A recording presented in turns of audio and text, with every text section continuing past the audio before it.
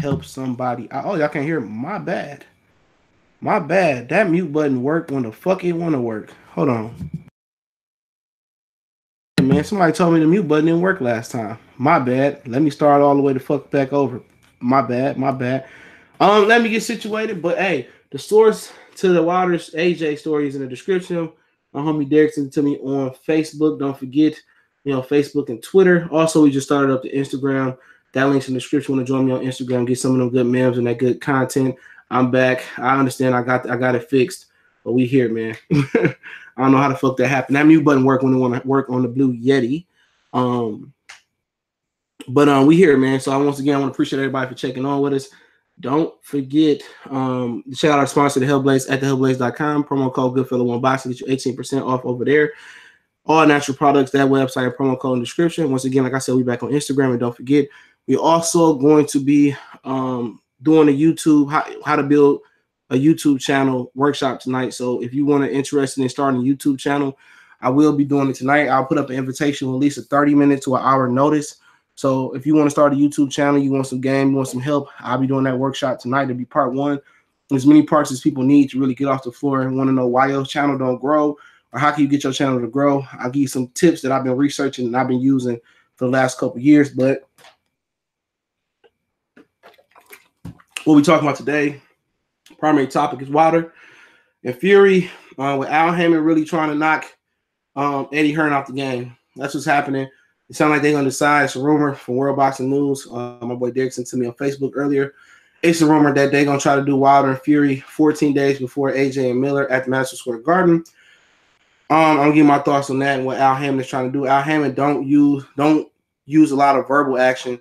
He really just used physical action. It's plain and clear to see that they're trying to hold their nuts on Eddie Hearn and send Eddie Hearn back home with a foot in his ass. But also we're going to talk about Dominic Breazeale and Dillian Whyte. The WBC ordered that for the interim title belt. And that person who in that fight, well, that fighter will be the mandatory to Deontay Wilder and the Tyson Fury winner. They'll be interim title holder, just like Jamal Charlo is the interim middleweight title holder to Canelo Alvarez. And like I said before, when I was muted, Dominic Breazeale didn't even fucking have to do this. Dominic Breazeale already held mandatory status. So we'll see how that goes, and I'll give my thoughts on why Al Haymon should win that purse bid. But Felix Nunes, Mr. Tiger 401, Saul Broderick, DJ Slug Beach, Roy Cooper, Cool Man Said Man, Cadillac Fat, and the Super Chat, appreciate it, family. Saul, BJ Slugs, Cool Man Said Man, CB Sports TV, Lewis Hinton, I see you niggas in the building. What's going on, my brothers? And I kind of talk at the end before I do Q&A on the Floyd Mayweather thing. Corey Lee, salute. But yeah, don't forget, I'm back on Instagram, so make sure I hit that link in the description. Updated that. Quan43, yeah, I gotta add you on Instagram again for my other account. I'm still waiting on word from my man to give me that information about help you out down in Florida, but he'll be down there as well. He said in a couple months. Zoe Life, what's going on? A13 in the building.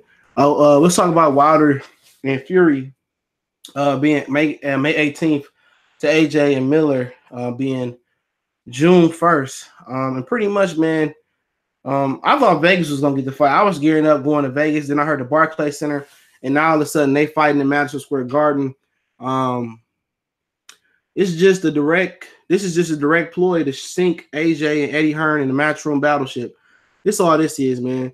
These dudes are intentionally trying to sabotage Anthony Joshua's career. There's no other way to say it, because when Anthony Joshua had the Wembley 13th date, they were going to do a pay-per-view in the UK and obviously in America with Wilder and Joshua that same day. So now all of a sudden they're going to put Wilder and Fury 14 days before AJ and Miller just to take away the traction. That's just direct hit, man. That's just direct competition. That's a direct FU to Anthony Joshua. It's a direct middle finger to Big Baby Miller. All the shit they've been talking, all the shit Eddie Hearn been talking, that fight gonna do worse than I expected to do on his own. Because Wilder and Fury is pretty much is gonna take all the cachet. And even though the one thing that helps the zone card is that it's only $10, but that's crazy that they would do that fight 2 weeks before that. And I know May 18th or April 27th was the exact date that's been rumored ever since Anthony Joshua scrapped the April 13th date. So I'm not really surprised. You know, a lot of people say Al Haymon need to come out and talk and defend Deontay Wilder. He need to defend this and that. He do his talking with how you move, and how you moving is he pretty much put a big middle finger up to Eddie Hearn and say, hey man, fuck what y'all talking about, man. Fuck that fight. You know, we gonna do in the same venue. How many fights you seen Premier Boxing Champions do at Madison Square Garden over the time? It's pretty much been the Brooklyn Barclays Center through and through. And pretty much Brooklyn holds at least 4,000, 4,100 or 4,200 less. Madison Square Garden holds 4,300 to 4,100 more capacity than the Barclays Center. And it's actually an easier commute when I go to New York. So Brooklyn is farther away from where I stay at in New York. So I'm going down to Manhattan or walking through Times Square to getting to Madison Square Garden. That really ain't no big deal. You know, obviously a lot of people consider Madison Square Garden a tourist trap. But hey, guys, boxing corner, what's going on? It's beautiful. It's beautiful. I'm glad that thing at Madison Square Garden. I'm definitely gonna check it out, man. Quick trip, hour 30, hour 40 minutes from where I'm at to New York. I'm definitely gonna check it out. I'm definitely may try to get credentials. If not, I'm gonna finance my way to be on the floor, be as close as possible that my money can indicate I can be. You know, I don't think no heavyweight should never bow to no little nigga, man. That's just real shit. No heavyweight should never fight on no middleweight card, especially if you claiming AJ is an international star and they claiming that he getting all this money. No, he should be able to pull his own card. So pretty much May is a packed month. Well, May to June is a packed month because you got Canelo and Danny Jacobs. You know, it's a fight that I may be interested to go into. I really don't fuck with the Pilgrim, Eddie Hearn, or Oscar De La Hoya, but I want to go to Vegas. I was counting on Wilder and Fury being in Vegas and going there. Hey, I might turn around and do Jacobs and Canelo, and turn around and do Wilder and Fury in New York. That's a quick trip, quick flight. So that's gonna be you know, a magnificent month of boxing. It kind of makes up for January and June, pretty much being some duds in boxing. But this is just, you know, trying to send Eddie Hearn home. You know, all these dudes having fight cards on the same weekend. Look at this weekend once again.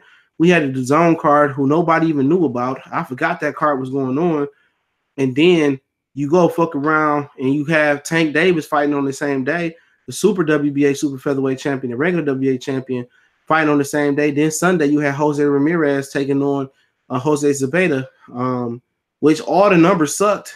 Eddie Hearn and them ain't got to tell me they numbers sucked. We know it sucked. Corey Lee say PBC get the Barclays at a low rate price. That's why PBC is exclusively there. In my opinion, that's from Richard's mouth. Yeah, I understand they got to work a relationship, but Madison Square Garden holds 5,000 more, almost 5,000 more. So, you know, it is what it is. You know what I'm saying? But yeah, you know, it just don't have the capacity for Wilder Fury. Now, where did Wilder Fury fight last time? Staples Center. That venue holds a lot. Okay, a lot of times the boxing venues in Vegas don't hold that much. Like the MGM Garden, that motherfucker only hold like 14,000 though, man. Real talk. Let me double check that. The MGM Garden. Hold on. Yeah, give me a minute. Yeah, that thing only holds 1,700. You know what I'm saying? That holds 6,800. Now we talk about the T-Mobile capacity. It holds, for boxing, it holds 20,000. You know? It holds 20,000. Madison Square Garden capacity is like 2,100 and some change.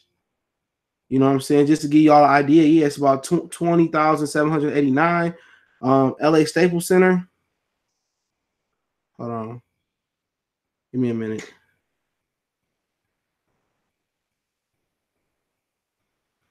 Staples Center holds 21,000. And kind of to give y'all an idea, Oracle owes 20, just under 20. But to kind of give y'all an idea about, you know, compared to, let's say if you go to Detroit, Little Caesars Arena, that joint hold 20,000, you know. But if you're talking about football stadiums, Ford Field holds 65,000. Comerica Park probably holds somewhere close to that, 41,000. So a lot of boxing venues ain't really that big. Crazy K, what's going on?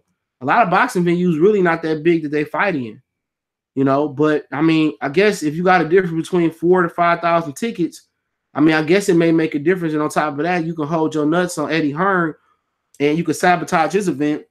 And that's what it's about. Fury and Wilder are really trying to sabotage AJ for lying. And I don't blame him.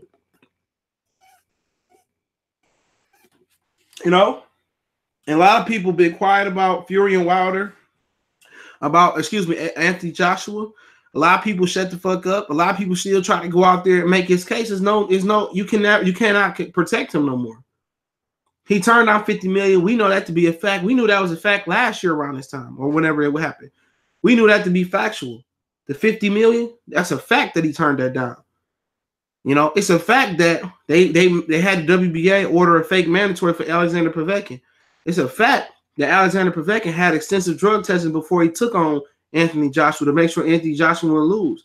It's a fact that he bought Joseph Parker belt and gave him a percentage for the belt. It's a fact that he overpaid Charles Martin for his belt. But when it came to Deontay Wilder, oh man, it's a flat fee or it's a low ball fee. Come on, the WBC belt, by a lot of people regards, is the most prestigious belt. So you don't want the most prestigious belt? Come on. Why don't you want that belt? They can't pull the Earl Spence shit and say, hey, man, that's the IBF belt. They don't have no prestige. Or they can't say, oh, that's the IBL belt. They don't have no prestige. No, that's the green and gold belt that everybody that quote-unquote boxers dying to want. You know? British true boxing fans say, imagine Miller sparking Joshua and becoming a unified champion. Oh, you know Miller gonna fucking hold on to do the four corners with the damn belt. We know that though, but this boxing shit is becoming a competition and it's becoming a battle of networks. And Al Heyman got the most ammunition. You're not just talking about fighters.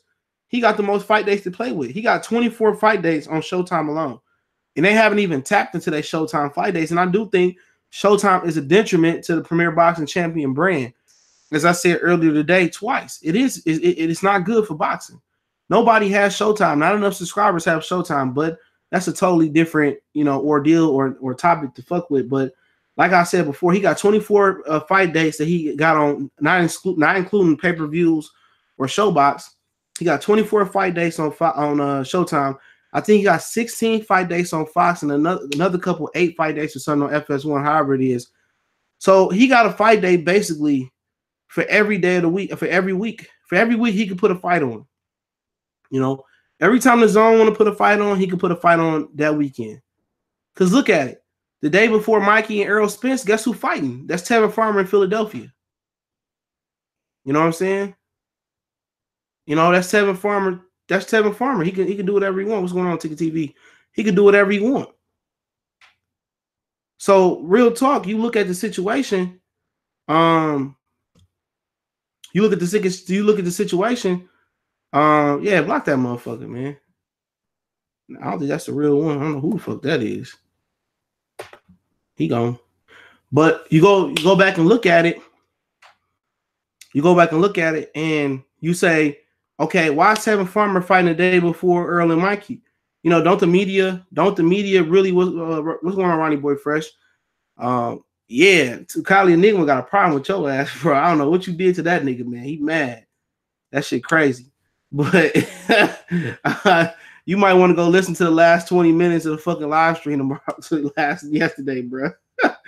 Man, I don't know what's going on between y'all, man, but hey, it is what it is. But like I said before, and then before the Manny Pacquiao pay-per-view with Adrian Broner, they put on Demetrius Andrade card and they pulled Big Baby Miller off of that too. So what's going on, Carnell Jones? So I'm just looking at the situation like, why is the Zone having to put fights on Friday before PBC, and they won't put fights in the same time? So the media gotta kind of, only guys that are gonna be at the Tevin Farmer fight is people from Philly and New York who can't get to Dallas. Everybody on the East Coast gonna be at the Tevin Farmer fight that can't get to Dallas. So I think at this point it's pretty much it's chess. And it's chess and it's checkers, and everybody else pretty much playing checkers, because everybody ratings bombed this weekend. I mean, the Zone never released their ratings, but we know it wasn't a soul watching the Alberto Machado fight. Really, when you talk about casual fans, I forgot that shit was on until I heard he got upset, and I went back and watched it. Tank Davis, he bombed. They reported the average of 465, but really a lot of that card only averaged 311,000 viewerships. I think it was. Jose Ramirez card only did 600,000 plus or 656,000 plus on ESPN on Sunday. Wasn't no football on other than the AAF. There was no football on other than the AAF. So everybody ratings did bad this weekend. So you oversaturating the market with boxing. So it's basically gonna have who got the best accessibility, who got the best fight on. And pretty much the best fight this weekend out of the main events, I mean, it seemed to be that I saw was Jose Ramirez and Ceveda. That was a great fucking main event. But how many people watched it on ESPN? 600,000 is pathetic. You know, 600,000 is pathetic. That's horrible. That's terrible for ESPN. And 311,000 viewerships average for the tank card or whatever it was. That shit was terrible. Terrible all the way around. So how can Gervonta Tank Davis grow his star status fighting on Showtime? Showtime is a dead man zone for boxing. You know, that's another dead man for boxing. That's a dead zone. So basically, we're going to have Wilder Fury on maybe Showtime pay-per-view. We're going to have Miller Joshua on, excuse me, have Miller Joshua on the zone. And a lot of people still not aware what the zone was. Caleb Plant and Jose Uzataki did over 900,000 on FS1. I don't know. I think that was a peak. It peaked over 910,000. That's what it peaked at. I looked at that one. That did better than what Showtime did. I know he did over 900,000. It peaked better than Showtime peaked. You know? So we looking at situations like that. Like, I mean, how can they really, you know, how can really Joshua Miller survive? Because Eddie Hearn cannot pay another penalty to move another stadium. They can fake an injury, but damn, man, you're not operating in good faith. You're not operating in good faith. If damn, man, you say Wembley said we're gonna fight April 13th to get Wilder here, that fell apart. Then you're gonna fuck around and say in Madison Square Garden, we're gonna bring AJ and Miller here.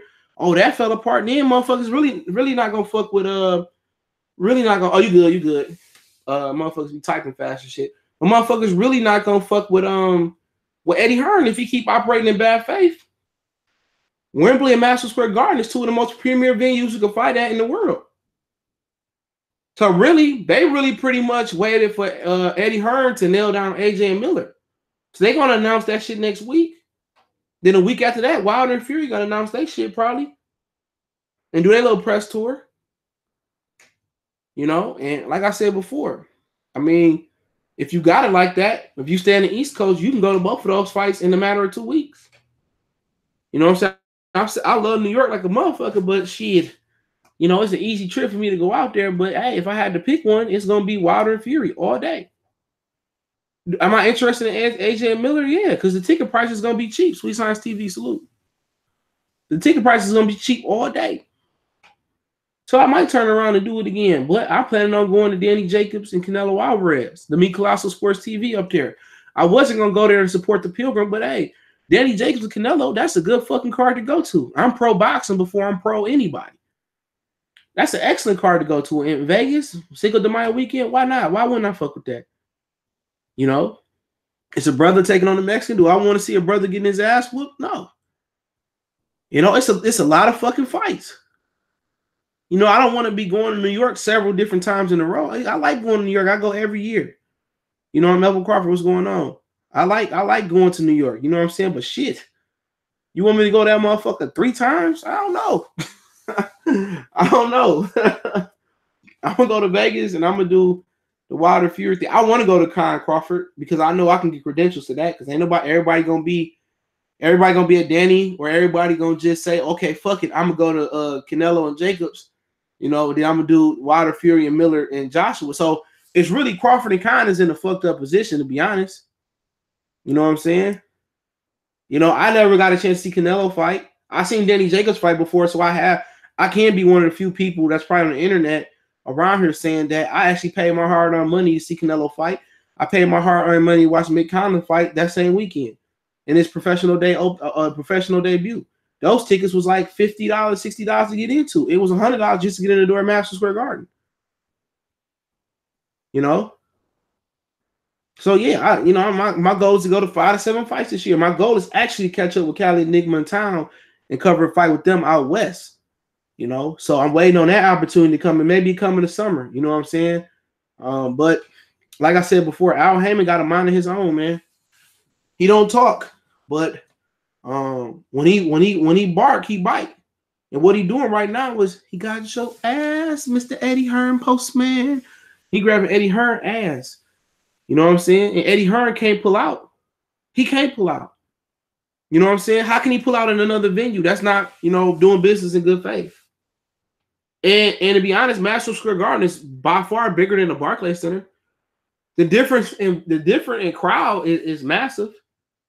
You know, the difference in crowd is massive because Barclays Center is black. Like it's real black. You go through Times Square up to Manhattan, it's a lot of white people there. It's a lot of mixed culture. It's a totally different vibe. You know what I'm saying? You know, and I went to totally two different fights. I went to all black card last time I went. To Madison Square Garden, I went to Triple G, Danny Jacobs, and then I went to it had Roman Gonzalez and Summer Reeves down on the undercard. It was a good card. I enjoyed it through and through, but yeah, it's totally different. Brooklyn is niggas. And Brooklyn got some bad bitches in there, man. So New York women kind of got an edge to them. You know what I'm saying? New York black women got like a tough edge to them. They kind of tough, you know, but they find in the motherfucker. They probably got 8 razor blades in their mouth. Hey, man, but you got to watch out when you go to Brooklyn, though. Madison Square Garden is straight. I go to a little Macy's Mall, and then you walk through the Garment District and all shit like that. It's cool. You know what I'm saying? It's a little bit more safer, too, in my opinion. You know, if you're a family person, where you ain't going to be with the burner, with the sticky on you. Well, a lot of motherfuckers in New York don't carry the sticky on them because the motherfucker, the New York police will pat your ass down like that. It's police everywhere in New York, nigga. You know. Yeah, I heard that Brooklyn ain't nothing like it used to be, you know. You know, they say it's pretty much watered down, but hey, you know, hey, ain't nowhere like it used to be. You know, the streets don't got no code, and these kids is different from what they used to be. You know what I'm saying? Silent trial, Ronnie Neeson, what's going on? I wanted to fight at the Barclays. MSG got a suit and tie vibe. It do, you know, but remember, MSG hold 5,000 more, around roughly 5,000 more.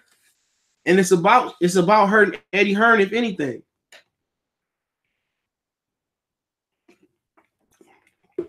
It's about hurting Eddie Hearn, if anything. You know, MSG got a different type of uppity fucking vibe to it. I've been to both. Brooklyn got a. It's like, man. It's like man. You know what I'm saying? It's like, nigga. It's like, dude. It's crazy. Like when you go in the Barclays Center, like nigga, like it's 1,000, like especially if it's warm outside, it's 1,000 black people out there, just people in general, just piling in. It's kind of a beautiful chaos, man. You know what I'm saying? I don't know if I'm around, I'll watch it. I ain't really looking forward to the Gale and Eubanks Jr. like that, man. Eubanks really turned me off, bro. I ain't even gonna lie. That last fight with George Grove, I'm still disappointed in that nigga, man. For real. I'm disappointed in that motherfucker, dog. For real. That motherfucker relapsed in one fight, man. You know what I'm saying? But if I'm at home, I ain't doing shit. Yeah, I watch it. Barclays smell like Henny. This nigga, man. You know what I'm saying? Wilder versus Fury 2 or AJ stepping in the ring to fight both. That motherfucker AJ ain't gonna come in that motherfucking ring. He go at my bedtime. He ain't gonna try to see them niggas, man. If I'm Wilder, I'm staying over 2 weeks just to step in the ring and call him out. You know what I'm saying? But if Big Baby Miller beat AJ, man, yeah, that'd be a game changer. He gonna milk that bitch though, for real. Big Baby Miller gonna have a homecoming in Brooklyn. He gonna really milk that shit, man. I ain't mad at him. Eubanks and Charlo at 68. Eubanks might not get past one arm to Gale. He might not get past one arm to Gale. That motherfucker he ain't got shit. That motherfucker just was street fighting a boxer and George Groves. Groves had one arm. He was beating his ass. He only lost to quality opponents, though. Al Haymon invading the UK. Yeah, I didn't like that shit, man. He lost to a nigga with one arm. You know, that motherfucker lost with a motherfucker with one arm. Groves beat that motherfucker with one arm and put that bitch in the sling after the fight. Eubanks doing everything at the same speed. He said he signed a 3-fight deal with Premier Boxing Champions. You know what I'm saying? He signed a 3-fight deal with them niggas. So, you know, yeah, I think he done too. But shit, you never know. He might pull a rabbit out his ass. You know what I'm saying? He might got one good performance left because Eubanks Jr., that motherfucker ain't all that. Over here, cost MSG is probably leaps above Barclays Center. They don't want 6'9" beefing with Casanova around there. Well, that motherfucker in jail. You know, 6'9", man. I was there that night. That nigga was beefing with that nigga, and Tank came out to Casanova, and Adrian Broner came out to 6'9", and that dumbass nigga and his entourage got to shooting in that bitch. I was mad as hell. It took me an hour to get to my Buffalo Wild Wings, nigga. It took me an hour. Yeah, that shit ain't going down to Madison Square Garden. Manhattan, Times Square area, it ain't going down. Like I said before, it's easier to get to for me when I'm in New York, bro. Man, I'll be on the 7. That 7 train always break down when I come, bro. Always. It never fails. I ride it Friday or Thursday and Friday. Come Saturday and Sunday, that bitch broke down. I gotta take a whole different fucking route home. Get on the bus and shit. They got a shuttle. That shit terrible. If Big Baby beat AJ, he gonna call for unification bout with Char and Oquendo. You ain't lying, bro. I can see him doing that. Yeah, UK fans already choosing Al Heyman over her and shitty ass card. Yeah, they was looking for the card on last week and it wasn't on last week. I don't know why. But yeah, man, we can continue this conversation. Give me a minute, but it's way more police because that damn Penn Station. Yeah, man. Penn Station right across that motherfucker. Then you got all the restaurants, Target, all that shit around Master. I got lost in Times Square when I first went, and somehow I looked up. I was at the fucking MSG. I looked up. I said, "Oh shit, this the house that Carmelo Anthony destroyed." Yeah, they let us walk in that joint and everything, man. I think it was Thursday before I was there Friday. The fights happened. They had a fight Friday with Mick Collin, his pro debut. Then they had a fight Saturday at the MSG. But yeah, New York lit, man. On a nice day, man. New York lit than a motherfucker, man. It's beautiful. You know what I'm saying? It's a beautiful city to go to. A lot of crazy shit, you know. But yeah, they was looking for that card on last week, man. Yeah, that Penn Station is right there, man. Motherfuckers really be carrying their luggage on this train and shit and going to their hotel in the city, man. I stay by the airport, man. AB fights be lit. I went to the Vargas and Mikey fight. Best fight I've been to was Eastern Comey, though. Yeah, I went to the AB and Vargas fight. That shit was lit. There was so many bad bitches in there, dog. Oh my god, them bitches had no clothes on, bro. It was like the club. I'm telling you, the out of all the sports events I've been to college football games, to HBCU games, Kurt Sugar was going on, to NFL games, to high school games, to baseball games, you name it, I've probably been to it. Boxing got the dopest atmosphere of all time. It's like a club. All the chicks love boxing. It'd be nothing. Every fight, I never been to a fight and never seen at least a gang full of bad bitches. No. I never been to a fight and never seen a whole bunch of just bad bitches walking out of there. Come on, man. If you ain't never been to a fight, man, get your little tax money up and go. I don't care which fight you go to. But that shit be lit. Only thing about the East Coast is it really ain't no after party.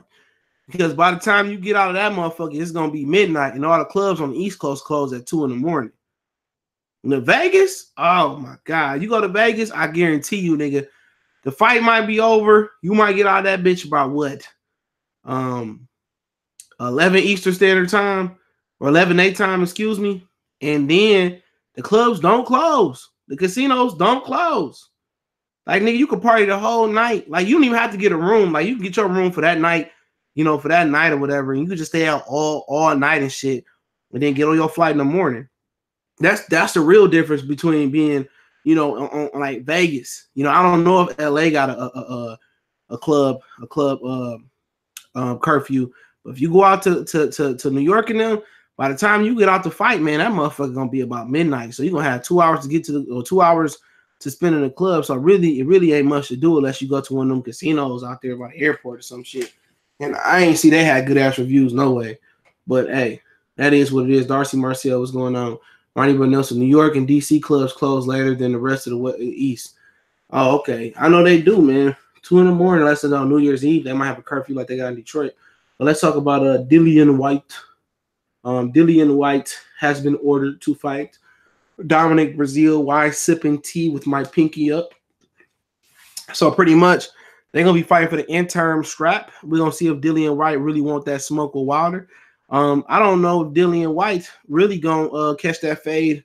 Can be Dominic Breazeale, man. Real talk. I don't know if Dillian Whyte could be Dominic Breazeale. Hold on, man. Somebody calling me. They ain't about shit neither. Give me a second.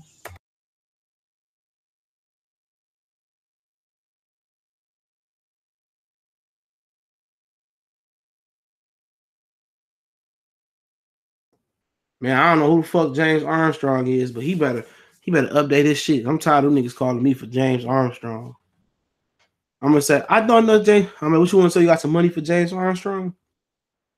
I believe they said 21 Savage is free. Not sure how. Yeah, he free. I did a video on it. He out on mine.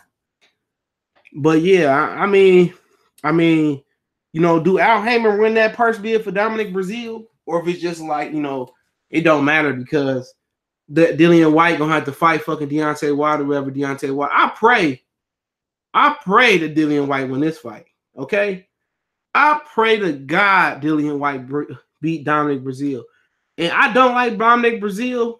I don't like him, but it don't make no difference. If Dominic Breazeale beat Dillian Whyte, I ain't got no problem with it. Good, you know. Either way, Wilder or Fury gonna catch a body. But I pray to God if Wilder win and Dillian Whyte win, man, I want to see Wilder try to knock his head off his shoulders. I promise you, I will attend that fight if I can. I promise you. I hope Wilder knock his head straight into press row. I want him to make an example of Dillian Whyte ass. I want him to knock Dillian Whyte muffin cap off, man. I want him to knock that nasty ass mohawk and razor bumps on the back of his neck off. I want him to beat Dillian Whyte so bad, bro. I want that motherfucker just to Thor punch that motherfucker, or just take like Thor did to Hawk and just beat the dog out of him. You know, real talk. I just want that nigga, man. I want the AJ to be right there in the front row, and I want that motherfucker, the dog, mangle that motherfucker. You know what I'm saying? I don't even want the nigga to fight AJ first. I want AJ to shit his pants first. I want that motherfucker to put all the windmill power that all the motherfucking citizens of the United States got behind Wilder. I want that motherfucker to oh man, I just love to be there for that one. I promise you, dog. Man, look here, a lot of these motherfuckers, man, a lot of these dudes, Dillian Whyte signed to PBC. I don't give a fuck who he signed to. I ain't forget none of that bullshit he was talking. I ain't forget that shit Luis Ortiz was talking about Wilder. He was saying the same shit that Dillian Whyte was saying about Wilder. At the end of the day, I want that motherfucker. I want a body. I want him on a stretcher, neck brace. You know what I'm saying? Matter of fact, man, I wish they do that shit in the New York football stadium. So they could just bring out the motherfucker little driver stretcher where they put all the injured football players and scoop Dillian Whyte and put that nigga right on in the EMS and send his ass right to New York Hospital. You know? AJ was a better puncher when AJ was a better puncher when he fought Dillian Whyte. Anybody else want to come on, CB? You want to come on? Fuck Dillian Whyte, bro. He was talking too much shit, man. I gave him his props for beating Joseph Parker for sure. I gave him his props. You know, I ain't no hating ass nigga. I don't know. I'm just sending niggas invites. I ain't no hating ass nigga. Now, if he beat Wilder fair and square, I'm gonna give that nigga his props. But that's a fight I'm looking forward to. Oh, you ain't lying. White fan base grew over. I didn't even know Dillian Whyte existed, dog. All I know was he was fighting AJ and he had beat AJ in the Olympics. I was an AJ fan. What's good, CJ? What's going on? I was an AJ fan then.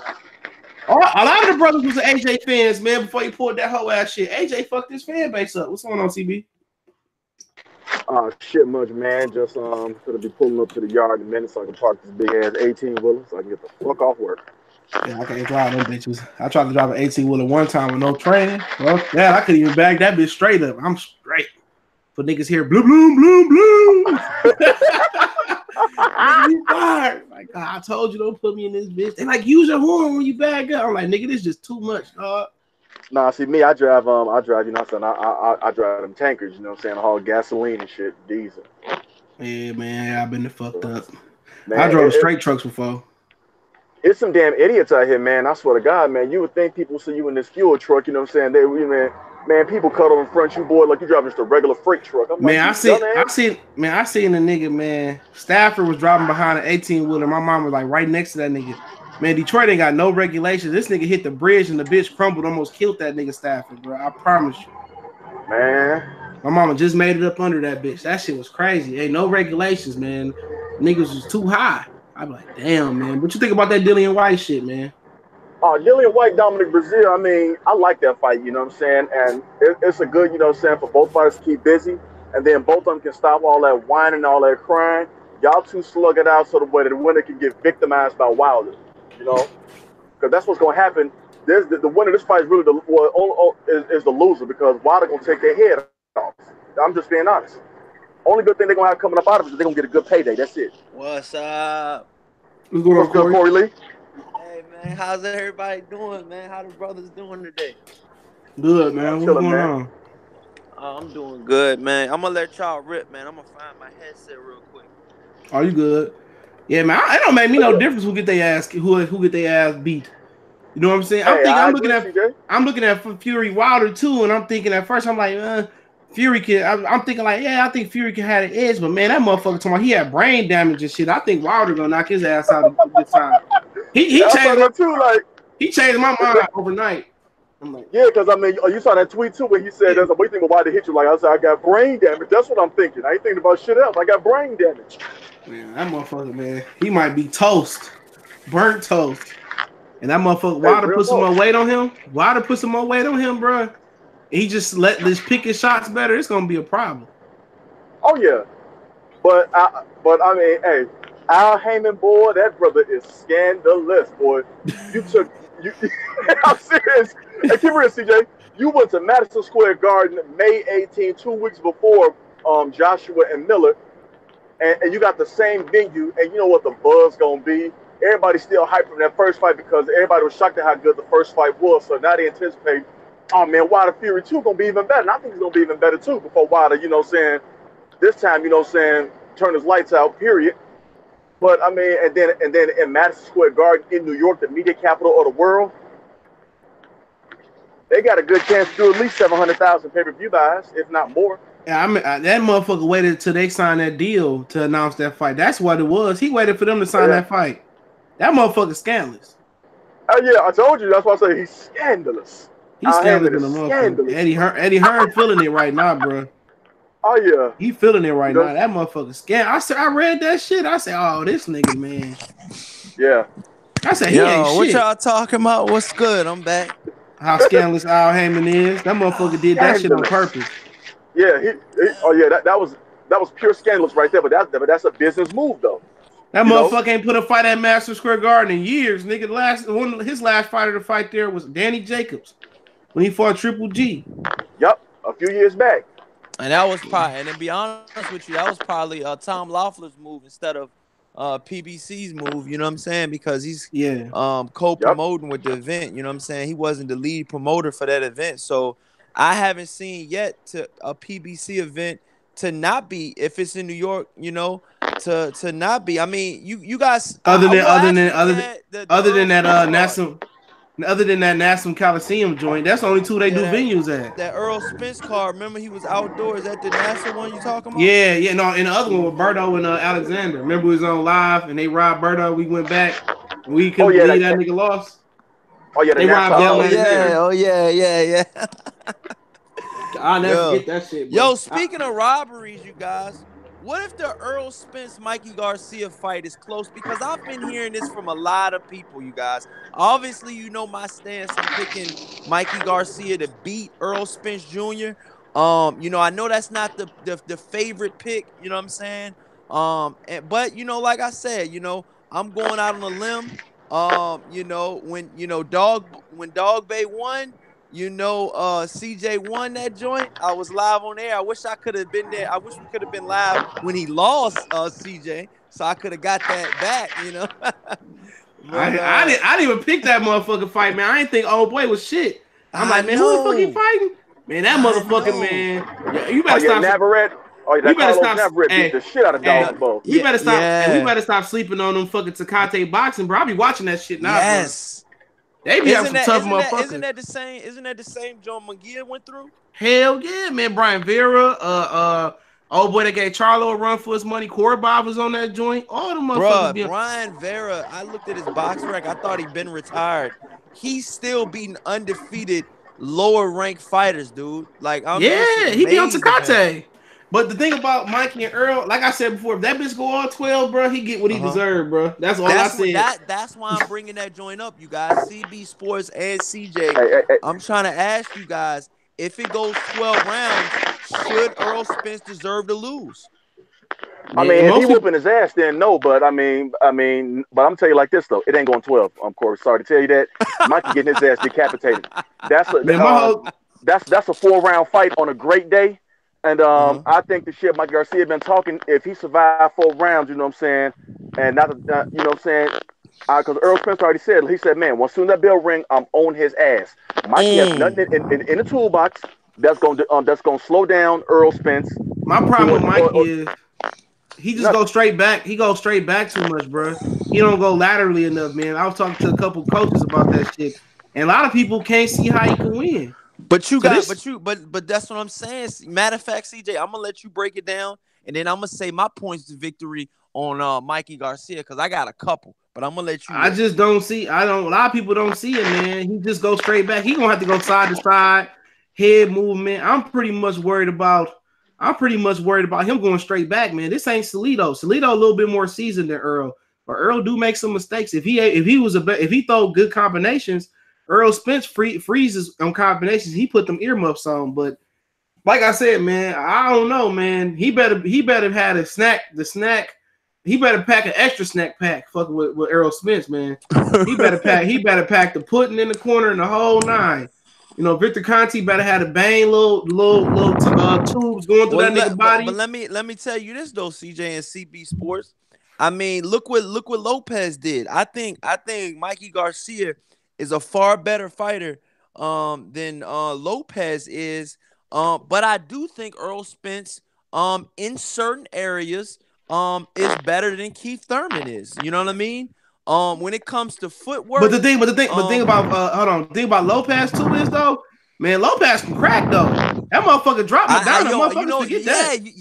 You took the words right out of my mouth. I watched that fight today, yo. The Madonna, because they're saying that Madonna is coming back. So I watched the Madonna versus Lopez fight, and I mean, I truly think Madonna just not outsmarts these fighters that he's in there with, but he outhearts them. Like he has a bigger heart and he's more determined than I just see so much determination in Marcos Madonna, man. I mean, the way he just did that to Victor Ortiz and the way he did that to Lopez, it was heart that won him those fights. You know what I mean? Go back and watch Eric Morales versus Madonna. Go back and watch that joint. Motherfucker talking about Morales was done, nigga. That motherfucker gave Madonna with one eye. He gave Madonna the business. He lost, but that motherfucker gave Madonna the fucking business now. And then Morales went on to give Danny Garcia a hell of a fight. And they were saying, oh, he was done. He was done. No, that motherfucker just went to war with Chino, man. That motherfucker, man, Chino put a hematoma on his eye. His eye was big as hell. Yeah. Go back and watch that Morales fight in that day. Those hematomas ain't nothing to play with because we seen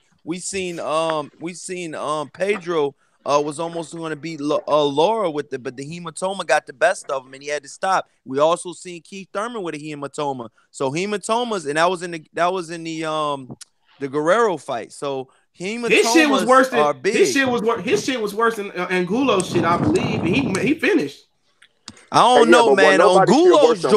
Angulo's joints was, come on, bro. That joint, that motherfucking Morales shit was directly on the eye. That shit was crazy, bro. I was like, man, this nobody hematoma bigger than Rockman's though. I'm gonna be honest with y'all. That bitch was crazy. That nigga had a BBW booty on his goddamn head. That shit was crazy, bro. That shit, man. But Badu Jack had the worst cut I ever seen. Like Jason took his machete and went across that nigga face. Hey, let me switch it up though, man, because I don't know what time you was gonna get off, and I wanted to bring. No, I got time. I got time. I wanted to bring up this situation, man. You know, the whole Fred situation. I was reading the comments and Pheno boxing. Oh yeah, her fine ass. Oh man, I hit me and Fred was text messaging. You hit her? While. No, I'm fucking with you. What the fuck? Hey, this wow, yo. I'm about to say this nigga Corey Lee a god, nigga. Like, come on, nigga, let me get the number, nigga. No, but I met her before. I met her before, and it's like, dude, I thought you was cool with Fred, and the way the whole, I don't know who does their, you know, does their editing and stuff like that, and actually puts the content out. But the way the content was, if you guys read it, it was you know, pretty much you know, a hit on Fred, man. And you know, yeah, Fred man, I'm gonna tell you something about that shit too, man. I already know what you said. I read it. And I read the comments, you guys, and a lot of guys that are in the chat, and a lot of guys that say they're down with the LDBC and stuff like that. They are fucking going ham in those comments, you guys. So, and I'm being honest, it's guys that's in my chats, guys in you guys' chats too. And it's so crazy how one can flip sides so easy, man. I mean, it's just so it's mind-boggling. It's mind-boggling. Corey Lee, I'm gonna be honest with you, man. It's not mind-boggling. It's a bunch of pancake ass motherfuckers out here. That's what. Yeah, I've been peeping that shit, bro. It's been a whole bunch of pancake ass niggas out here. That, you know what I'm saying? People, you know what I'm saying, ain't stomped down. You know what I'm saying? You know what I'm saying? Certified, you know, men out here. Yeah. And my whole thing is, I haven't seen the comment section or like that, but I'm gonna go in there and I'm gonna look at it. You know what I'm saying? But the whole thing is, you know what I'm saying, because I don't do that. Dude, somebody said that fucking Fred deserves to die or something. And it's like, dude, I seen you in my comment section. Like, you can't talk about my homie like that and think it's gonna be cool when you come back over my joint. I'm gonna tell you this, bro. When they, this ain't. Hold on, I'm tell you this. Life, though, hold on, man. Let me tell you this, man. This shit ain't new, man. About this man life, though. Hold on. This shit ain't new, man. Fight Hype do that shit to Fred all the time. It's up to Fred to be a man and check them niggas, man. They always do that shit to him. Reporter asked stupid question to Keith Thurman. I've been peeping that shit out. Pheno boxing. What's so funny about it? Keith, I tweeted that shit out and said, "Oh, I share the same sentiments as Pheno boxing and shit like that, man." At the end of the day, it is what it is, man. Who put that on there? Keith Idek. He write for Boxing Scene. He put that on. You go to Twitter right now. He said, "I share these same sentiments." It got the little YouTube link up under that shit, man. Oh, he feel the same sentiments. And I clicked it against Fred. Yeah, and she said, "Oh, reporter gets checked by Andre Ward." At the end of the day, Andre Ward was the one stuttering and backpedaling. Thank you. And when you go, himself as look, well. Man, these niggas asked me to go. They asked me to go cover fights, dog. But nigga, I'm not about to be rubbing shoulders with them fake ass niggas, dog. They steal your interviews. Yo, man, Town Business voice was all over the Fight Hype interview. Fight Hype didn't say nothing. They took the whole interview as it was they self, man. Like, come on, man. And then they want to be egging on Andre Ward in the background. Oh, get him, Ward. Man, I've been to drop my camera and whoop your ass. I'm just a different type of nigga. I don't want to be in the field getting interviews and shit like that. And then I could get a one-on-one. Like, I don't want none of you niggas around my shit, bro. Like, no, hold on, bro. So when you go in there, all them niggas fake, man. Like, I ain't gonna say the nigga who told me this shit, though. But a motherfucker was telling me and shit, like, he was like, a lot of them niggas is racist and shit. He said, I went to go cover a woo fight. He say, man, I went on behalf of a black YouTuber. I ain't gonna say his name. He went on behalf of a black YouTuber, and he pretty much said, why woo ain't here? The dude from Fight Hype. He was like, he in jail or something? I'm like, what? Like, you want to ask that to no white motherfucker? So he said, you know, basically like, why you representing this guy? Where is he at? Why he ain't covering the fight? He in jail? Like, come on, bro. Come on, bro. But see, that's the problem. You know what I'm saying? I'm gonna tell you just like this, CJ. A lot of these dudes' problem is like, you know what I'm saying, they ain't smack you out of a motherfucker from Fight Hype or any other motherfucking thing like that. But my thing is my main thing is this though. I said it's about that Fred and Town Business thing. That's an in-house situation, which means that's a black thing. You ain't black, manage your motherfucking business. It ain't got shit to do with you. Don't comment on a motherfucking thing because guess what? You ain't one of us. You ain't gonna understand us. Ain't none of your never fucking be business. One of us.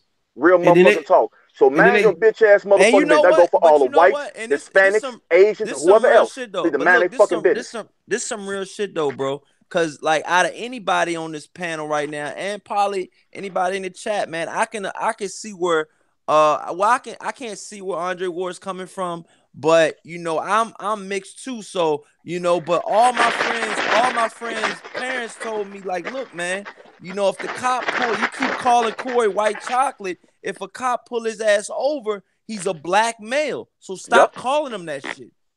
Hey, real talk. You know what I'm saying? And I was only 12 when she said that to my friends. You know what I'm saying? And humbled them. You know what I'm saying? Yeah. So that was the day like that I knew, you know, that I was a Negro. You know what I'm saying? She spit some real knowledge to you. She was telling you the truth. You know what I'm saying? They're not gonna look at you as your mix. That's the same thing that Fred said about Andre Ward. You know, in his rebuttal video, he said, look, you know, if a cop pulls Andre Ward, they not gonna see he's European. No, his dad's European. They not hearing that shit. Hell no. You got that black in you, they look at you, you know what I'm saying, as a ninja. And that's what you are. You know what I'm saying? Yeah, you know, real talk. Man. This is crazy about it, man. Like at some point, man, Fred gonna have to show his other side, man. The niggas gonna keep picking on that motherfucker. Hey, he said in that rebuttal video that was 55 minutes that I texted him last night about, you know, after listening to it, you know, I told him, man, like, look, man, you can't keep holding back, you know, because eventually, you know, you're gonna have to say something, man, because he already said in his video, you guys, that he wanted to say something, but he felt like it wasn't the right time and place to say it. I'm gonna say why it wasn't the right time and place, because in Top Rank they would have revoked his credentials, so he would no longer been able to go to Top Rank shit. So pretty much you gotta really walk that thin line. You can't really be a nigga in that type of, you know, environment. Yeah, because then it ain't like he with Yahoo or like he got the LA Times behind him no more. Like he can go and be like that. At some point in time, we walking out together, then I'm gonna have to critique you and pull you to the side. Like, well, before we go in this motherfucker, I'm gonna have to spook you or something. At some point in time, you gotta stand up. But when you go in the rooms, man, I already been prepped. When you go in the rooms, it's a totally different environment. It's a dog-eat-dog environment. They know you can't whoop their ass, and they know that really, like, it is what it is. Like, I'm gonna steal your interview, and ain't shit you can do about it. They wait for niggas like Tom. They wait for niggas like Cali. Like they wait for niggas like Fred. I seen pretty much anybody that was right there post that damn video, dog. Like, you know what I'm saying? Like a bunch of people posted that video that Fred and Andre Ward pretty much had, you know what I'm saying? The whole interview was with Fred and Andre Ward, but I seen so many different YouTubers posting it, you know what I'm saying? And like you said, you know, some of these guys, you know, aren't in the culture, so they don't know what's going on. But they make it seem like you a stupid nigga. But they're giving their 2 cents like they understand though. Yeah, like he said, she stupid Ward checks reporter for false accusation. Wasn't nothing false about it, nigga. Like what you mean? What you mean? I mean, what you mean? You're not challenging the man's heart? Like I said, that shit pissed me off, man. For real. That's my main problem. Like I said before, what he said, I didn't disagree with nothing that I wasn't mad that he said it. For me personally, he got his own opinion. Yeah. But at the end of the day, it was the backlash when niggas start coming at him. Oh, I never asked for y'all respect, or I never need y'all to validate me. Like, nigga, wild, what? Like, I wasn't mad about what he said, because that's just, to me, I looked at it like this. With him saying that Wilder didn't want no more, guess what that mean, though, CB? That's what that mean, Corey. That mean if he was in that position, he wouldn't want to go down that street no more. That's how he looked at it. Hey, you're right. And CJ, guess what, though? When somebody told him, but you know what they said about that Kovalev rematch is that Andre Ward didn't really want to take that. No, he didn't. Look how long it took for it to get signed. Look what Kovalev got paid, dog. If Kovalev didn't get paid shit, that's why I'm like, well, shit. It took a real man like Kovalev. You know, I'm not saying he's a real man outside the ring, but inside the ring, he got heart. You know what I'm saying? To take a fight with $0. Your check says $0, and you knew that going in. Yeah, but see, the thing was, take that fight. I'm like, all right, I can respect. And then on top of that, they poorly promoted the fight on purpose. Horrible promotion. The Rock Nation was the lead promoter. Fight. Only promotion of the fight was on social media. Only promotion of that Ward Kovalev 2 fight was on the internet. Wasn't there another fight going on around that time? No, I think they were competing with another fight. Not on that day. I don't think not on that day. It was around that time, though. I think it was either the week before first or the second week after. It was the first week of June when they fought. It was I can't remember. It was one of those fights. There was another fight either a week before or a week after. Hey, you know what? It'd be a good app for niggas to create, bro. A good app for somebody to create is going back and getting past fights. You know how hard it is to get a past fight schedule? It's impossible. I know, bro. So soon Soon as the fight happened, it's gone on ring schedule, on boxing scene, it's gone. It'd be dope if somebody came up with an app with all the history of the boxing fights for the year. That should be dope. You probably make some bread. Because it's not what exists. It don't exist. Yo, you know what I noticed too, though, you guys, about that past fight shit you talking about, CJ? I noticed as soon as Oscar De La Hoya put Canelo Alvarez on the DAZN app, you see all of these throwback videos coming out of the woodworks, dog. Like Oscar De La Hoya versus Manny Pacquiao. You know, all of those are featured on the DAZN app right now, but they weren't when the DAZN app first appeared. Okay, yeah, they need more content to draw people over. No, they needed those rights from Oscar De La Hoya, and Golden Boy had the rights for those videos. But also they needed people to stay over there to retain people's attention. You go to ESPN Plus, they got all the Jersey Warcox fights, all the Ali fights, the early Mayweather fights. So it retains viewership. But like I was saying about Andre Ward, I just looked at it like that's how he would approach the situation. He wouldn't have rematched Tyson Fury, and I wasn't mad at what he said. He was entitled to his opinion. And but you know what it really gets me though, man, is that Andre Ward, pretty much questioned, Fred as a man, and especially like a black man, in today's society. Not only did he question that, he pretty much, Fred was saying, you're a millionaire, I'm a millionaire. He said, well, I don't know. If you heard Andre Ward correctly, he said, well, I don't know about you. This the jabs that he was throwing. If you guys really sit down and listen to that interview, dude, I mean, obviously Andre Ward felt offended, because he felt like, Fred was coming from a bad place, from the whole Deontay Wilder situation. But once people get that Deontay Wilder shit, they put their own spin on it, and it ain't all Fred's fault though, No, but the thing is this though, it's like Andre Ward, you shouldn't be so damn sensitive because as you said that about Wilder, because I follow Andre Ward on Twitter, and somebody put on there, well, if you got such a problem with Wilder, you think you got no heart, why don't you fight him then, Andre Ward? Andre Ward's response was, hey man, leave me alone. So that told me I need to know about Andre Ward right then and there. Damn. You run your mouth about this man. But when you walk around about 200 pounds right now, so you make it heavyweight. 20 years, I'm quite sure Deontay Wilder would more than love to welcome you to the heavyweight division. But my whole thing about it was, I don't even think Ward. I've been saying this. I don't think my whole thing about Ward using. My whole thing, I agree. My whole thing about Ward before that battle rifle rip. My whole thing about Ward was that he could have took that way better. What's going on? But let me rip and I'll let you go. My whole thing about Andre Ward was that you look at the situation at hand and you could be like, all right, you had your opinion, but how you handled it, it wasn't like a man. Like a lot of these people that you trying to please on Top Rank ESPN, man, these niggas was against you. Yeah. Like 99.9% of your fan base was black. You know what I'm saying? Let's keep it real though. Those dudes on Top Rank and ESPN, they still against him. They just turned him to a good little buck dancer for a check. That's all. Remember Teddy Ellis G-checked him in front of Terence Crawford, told him that Lomachenko better than both of you niggas. Exactly. After Terence Crawford had just won Undisputed. When he knocked out Ndango in the third round, tossed him, Lomachenko is better, which is fucking absurd. You know what I'm saying? And so then why did Andre Ward step into him after the fight? Jim Lampley was holding him for years. Jim Lampley was rooting for Kovalev. He was rooting for Kovalev. You sit next to Jim Lampley. Oh, Andre Ward is a fantastic man. But when you're not there, he basically saying you wasn't shit. You know what I'm saying? But that's how they do, man. I heard him and Virgil Hunter real funny. Once again, it's a lot of shit that I hear from different people about them niggas, man. A lot of motherfuckers think Virgil Hunter is the trainer. He not even a trainer, to be honest. Virgil Hunter not the trainer of Andre Ward. A lot of niggas don't know that.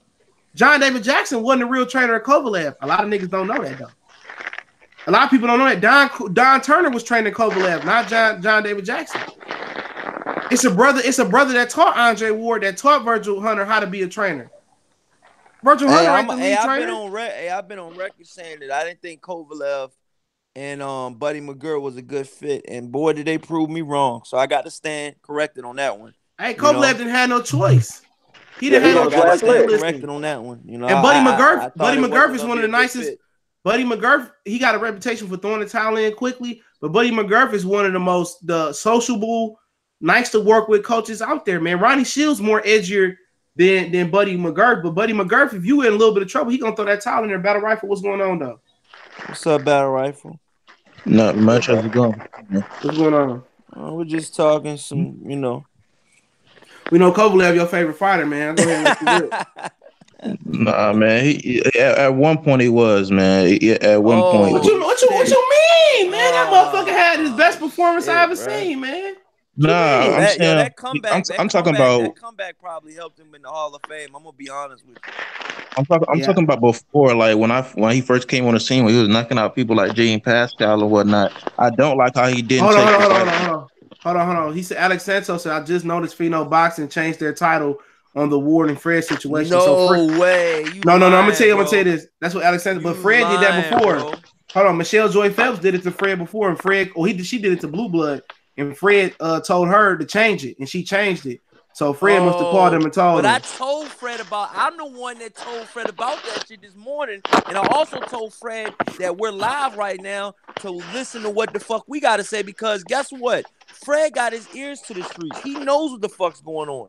He might not say a whole lot, but he knows what YouTubers are saying what. You know what I'm saying? And when I was showing him videos about what was going on in the boxing community about that interview he did, he said, keep sending him what's going on. He wants to know, So he did want to know what we felt about it, And to be honest with you, Fred, if you're listening, I don't respect some of these YouTubers on the stance that they're taking about it because they're going about it behind closed doors. Why don't you have that same energy and do your own rebuttal? Don't be in comments, backdooring the joint. You know what I'm saying? That's what they do, man. Like, make your video. That's the same thing. That's the same thing. It's the same thing when niggas talk about YouTubers, music, and all these niggas just trying to step over you just to get a buck. That's what it's all about, man. It's very few channels that's as thorough as possible. Motherfuckers gonna do whatever it do to get their viewership up. That's how thirsty motherfuckers is. That shit is ridiculous, man. That's disgusting. Go ahead, Battle Rifle. That Battle Rifle. What's going on? Yeah, when I heard about the Andre Ward situation, when I wasn't offended at all. It was just like I was like, okay, you have your opinion, and then I have mine. Yeah. And then when he tried to talk about it with Fred, I mean, he made some good points. He was like, if I'm saying all these things and you're riding with me, then you shouldn't be offended when I just say one thing that you don't. But the thing is, I would just like, and another guy brought up a good point. If you said something, just stand by your word. If you try to make it seem like that you didn't say what you actually said because you said it multiple times, but you didn't believe he was going to take the fight, then you should have just addressed that in the very next tweet, but you didn't. And now you just bring up a whole bunch of confusion saying that you didn't say things when you did. He don't have no fans, no way. Real talk. He ain't got no fans. All Andre Ward fans was us. You know, the same way motherfuckers was battling on YouTube for Floyd Mayweather, all of us was battling for him. Real talk. I never was a big Andre Ward fan. And a lot of people always say, why doesn't Andre Ward sell? Why doesn't he sell?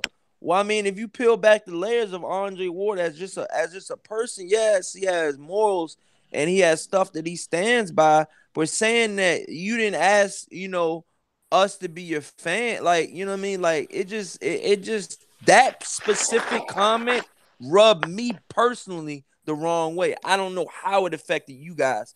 It pissed me off because I'm like, I done supported this man pay-per-view and I was just watching fights on HBO all the time, the Super Six and all that. I'm like, oh, so you need my support. But if you didn't have my support, then guess what? Your broke ass, your ass would be in a motherfucking poorhouse. It's just like a user. It's just like a user. It's just like a user. You got, you young, you got homeboys that just use you because you got a car, or use you because your house convenient to bust down the bitch. But when it's when the wolves is off the sheep eyes, real talk, you notice like all the nigga do is use. You got to cut that motherfucker off. That's how boxers do. They really don't respect their fans like that, man. Very few. The Mexican boxers, man, they respect their fan base. They nice. They really they'll stop and give you a picture. Charlo's man, fuck the fans. Only black fighters say fuck the fans. Shit. Only the black fighters say fuck the fans. Imagine what they say when the camera not on, when AB and Tank go get in their limo or something. This faggot ass nigga, man. Man, fuck these niggas. I already know how it is, man, because I know how niggas is, man. I done came up. And I'm gonna be honest with you guys. Every YouTuber ain't gonna be like Ellie Setback, you know what I mean, and just brush it off. You know the way some of these fighters talk to people. You know what I mean? And that's why they got look. And that's crazy, that's why they select who they select. They know who not to pick. They know who not to pick. And you feel stupid defending these fighters being like they discriminated against. Dude, half of these, the battle rifle, half of these YouTubers out here have never even interviewed these motherfucking fighters to even know what the fuck they're talking about. Because if you interview half of these African American fighters, dude, they not even supporting their own YouTubers. You know what I'm saying? We're out there, we're trying to help their name, build their name. You know what I'm saying? And they give us shit. They look at us like, man, they don't care. They don't give a fuck like, about you. Nigga. Like, who is you? And I can say heard of Corey Lee Boxing, like. And I did a few interviews with a few people, man. And the most people that's really, really nice is the coaches. The coaches, man, they'll stop and give you time and however you want to talk about boxing, man. I mean, Sugar Hill, Emmanuel Stewart nephew that trained Stevenson gave me a nice interview. I could have kept talking to that motherfucker for hours. Hey, good fella, and CB Sports and Battle Rifle. You know, since we're on this subject, I mean, how do you guys feel about Charlo losing and almost having to humble himself because he took that L, man? It was needed. I'm be honest with you. A guy. Man, you already know Detroit in the house. We gonna whoop his ass again. Tony Harrison gonna knock his ass out again, nigga. We gonna knock him out this time. It ain't gonna be no more. I still ride with Jamal, but man, we gonna be up in there 30 old English Detroit hats up in the bar place and whatever they had a fight on. And we gonna have to put that nigga dick in the dirt again. But no, it was I watched the fight with the sound. I didn't score it, but I thought Charlo won just by looking at it. But I listened to the commentary. But hey, man, Charlo. But all I was going to ask you guys is, how do you guys feel about him having to humble himself? That's what I was really want to ask you guys. I mean, have you seen him? Have you seen him? Have you seen him? Was he in that Fight Hype interview they just did? Did y'all see that? I don't fuck with Fight Hype, so I mean, they got I'm gonna say it's an interview, but they got a fucking video, like they didn't got out the club or some shit. I put it in the chat yesterday. They got out the club, and Charlo was talking shit. I think it was Jamal. I don't know if Jamil was in the front still seat. Probably drinking and still doing the same bullshit. They supposed to be 100% athlete, and they just they was in there. I don't know. That shit gonna catch up to him, man. I don't wish bad upon no man, and I'm not damn sure not trying to hate, man. But the proof is in the pudding, man. If you keep going out and you keep doing this shit, that's the alcohol is gonna look. Did y'all see before you say something, CJ? Did y'all guys see that Nate Jones? What is his name? Nate, the champion. I mean the trainer for the TNT.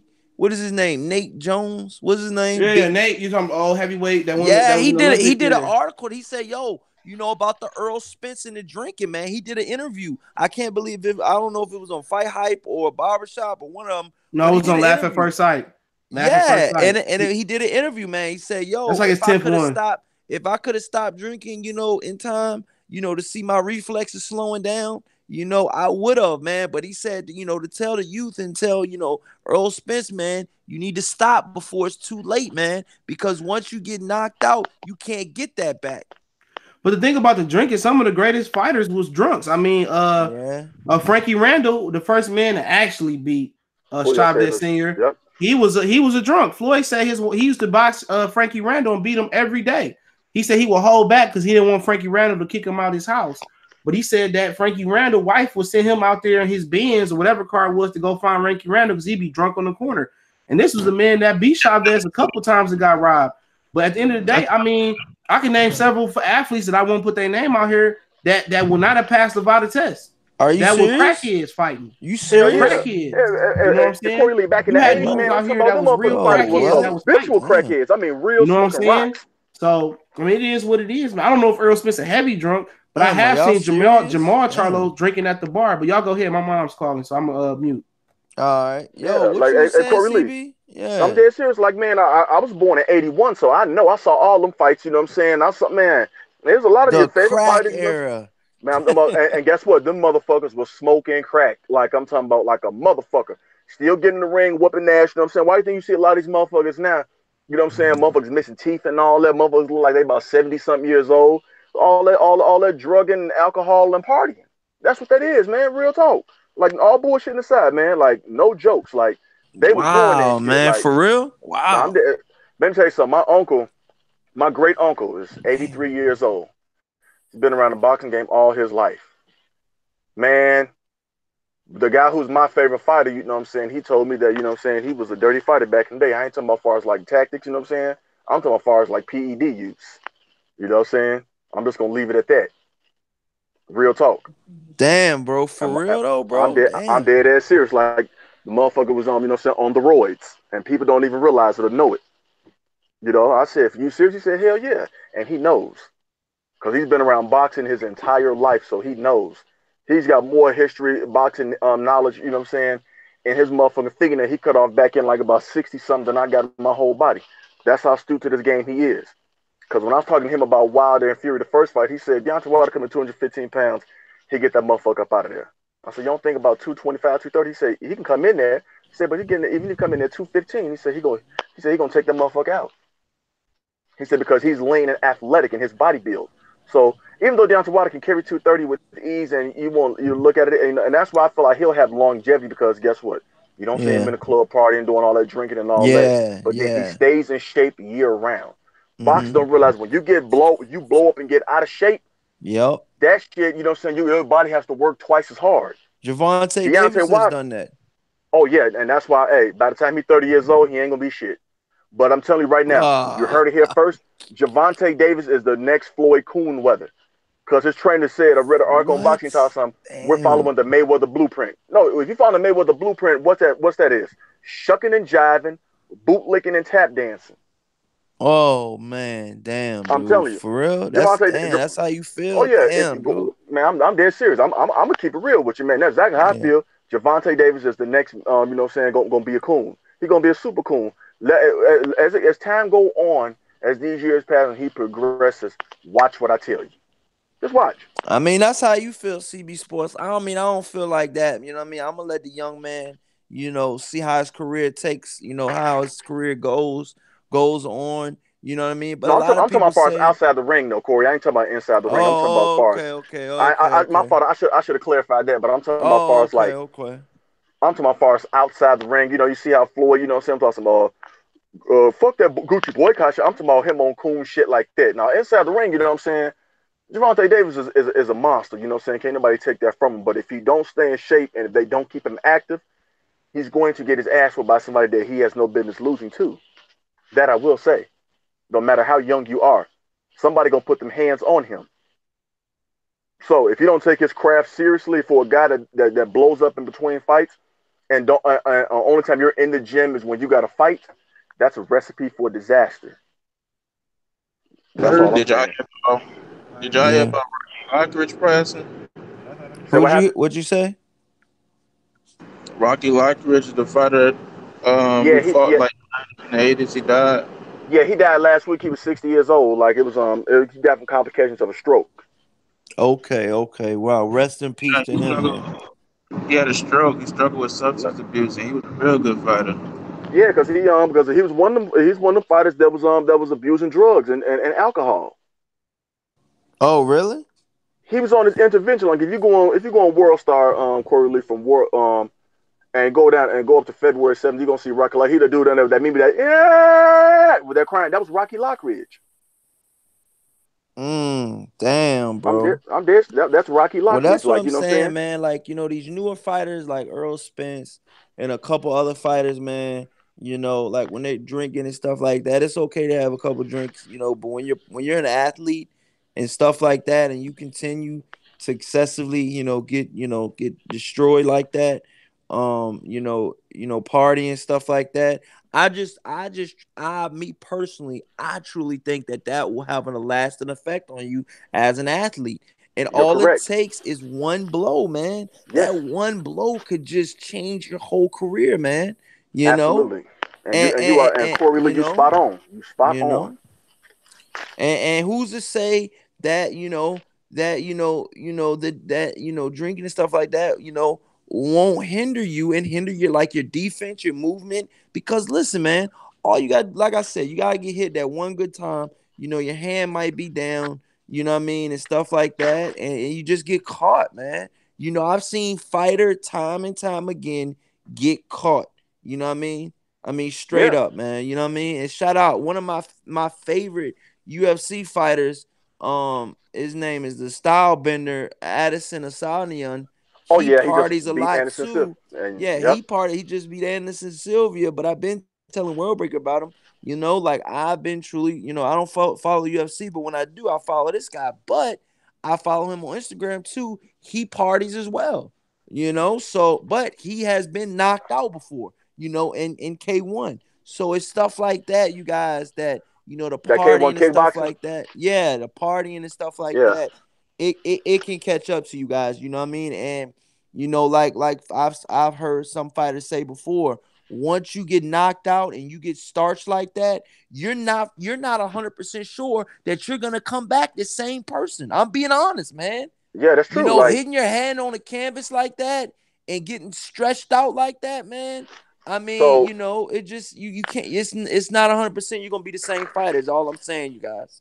no, you're true. But let me ask you this, Corey Lee. So do you think from Wilder, the way he clipped Fury in that 12th round, do you think that's going to have an effect when they fight a second time? I think that definitely will have a lasting effect. Now, will he be able to still win? I don't know. I truly believe that Tyson Fury versus Deontay Wilder is 100% 50-50 fight in my eyes, in Yeah. my opinion. You know, that's just my opinion. You know, Oh but I yeah. think that Tyson Fury versus Deontay Wilder is a 50-50 fight. I don't even know who's gonna win yet. I don't You know. know. I don't know if it's 50-50. I thought I would favor Fury. But when he Oh made shit! when CJ's back. he made that motherfucking brain fucking comment, man. I don't know, man. I don't know about When that he shit. did what?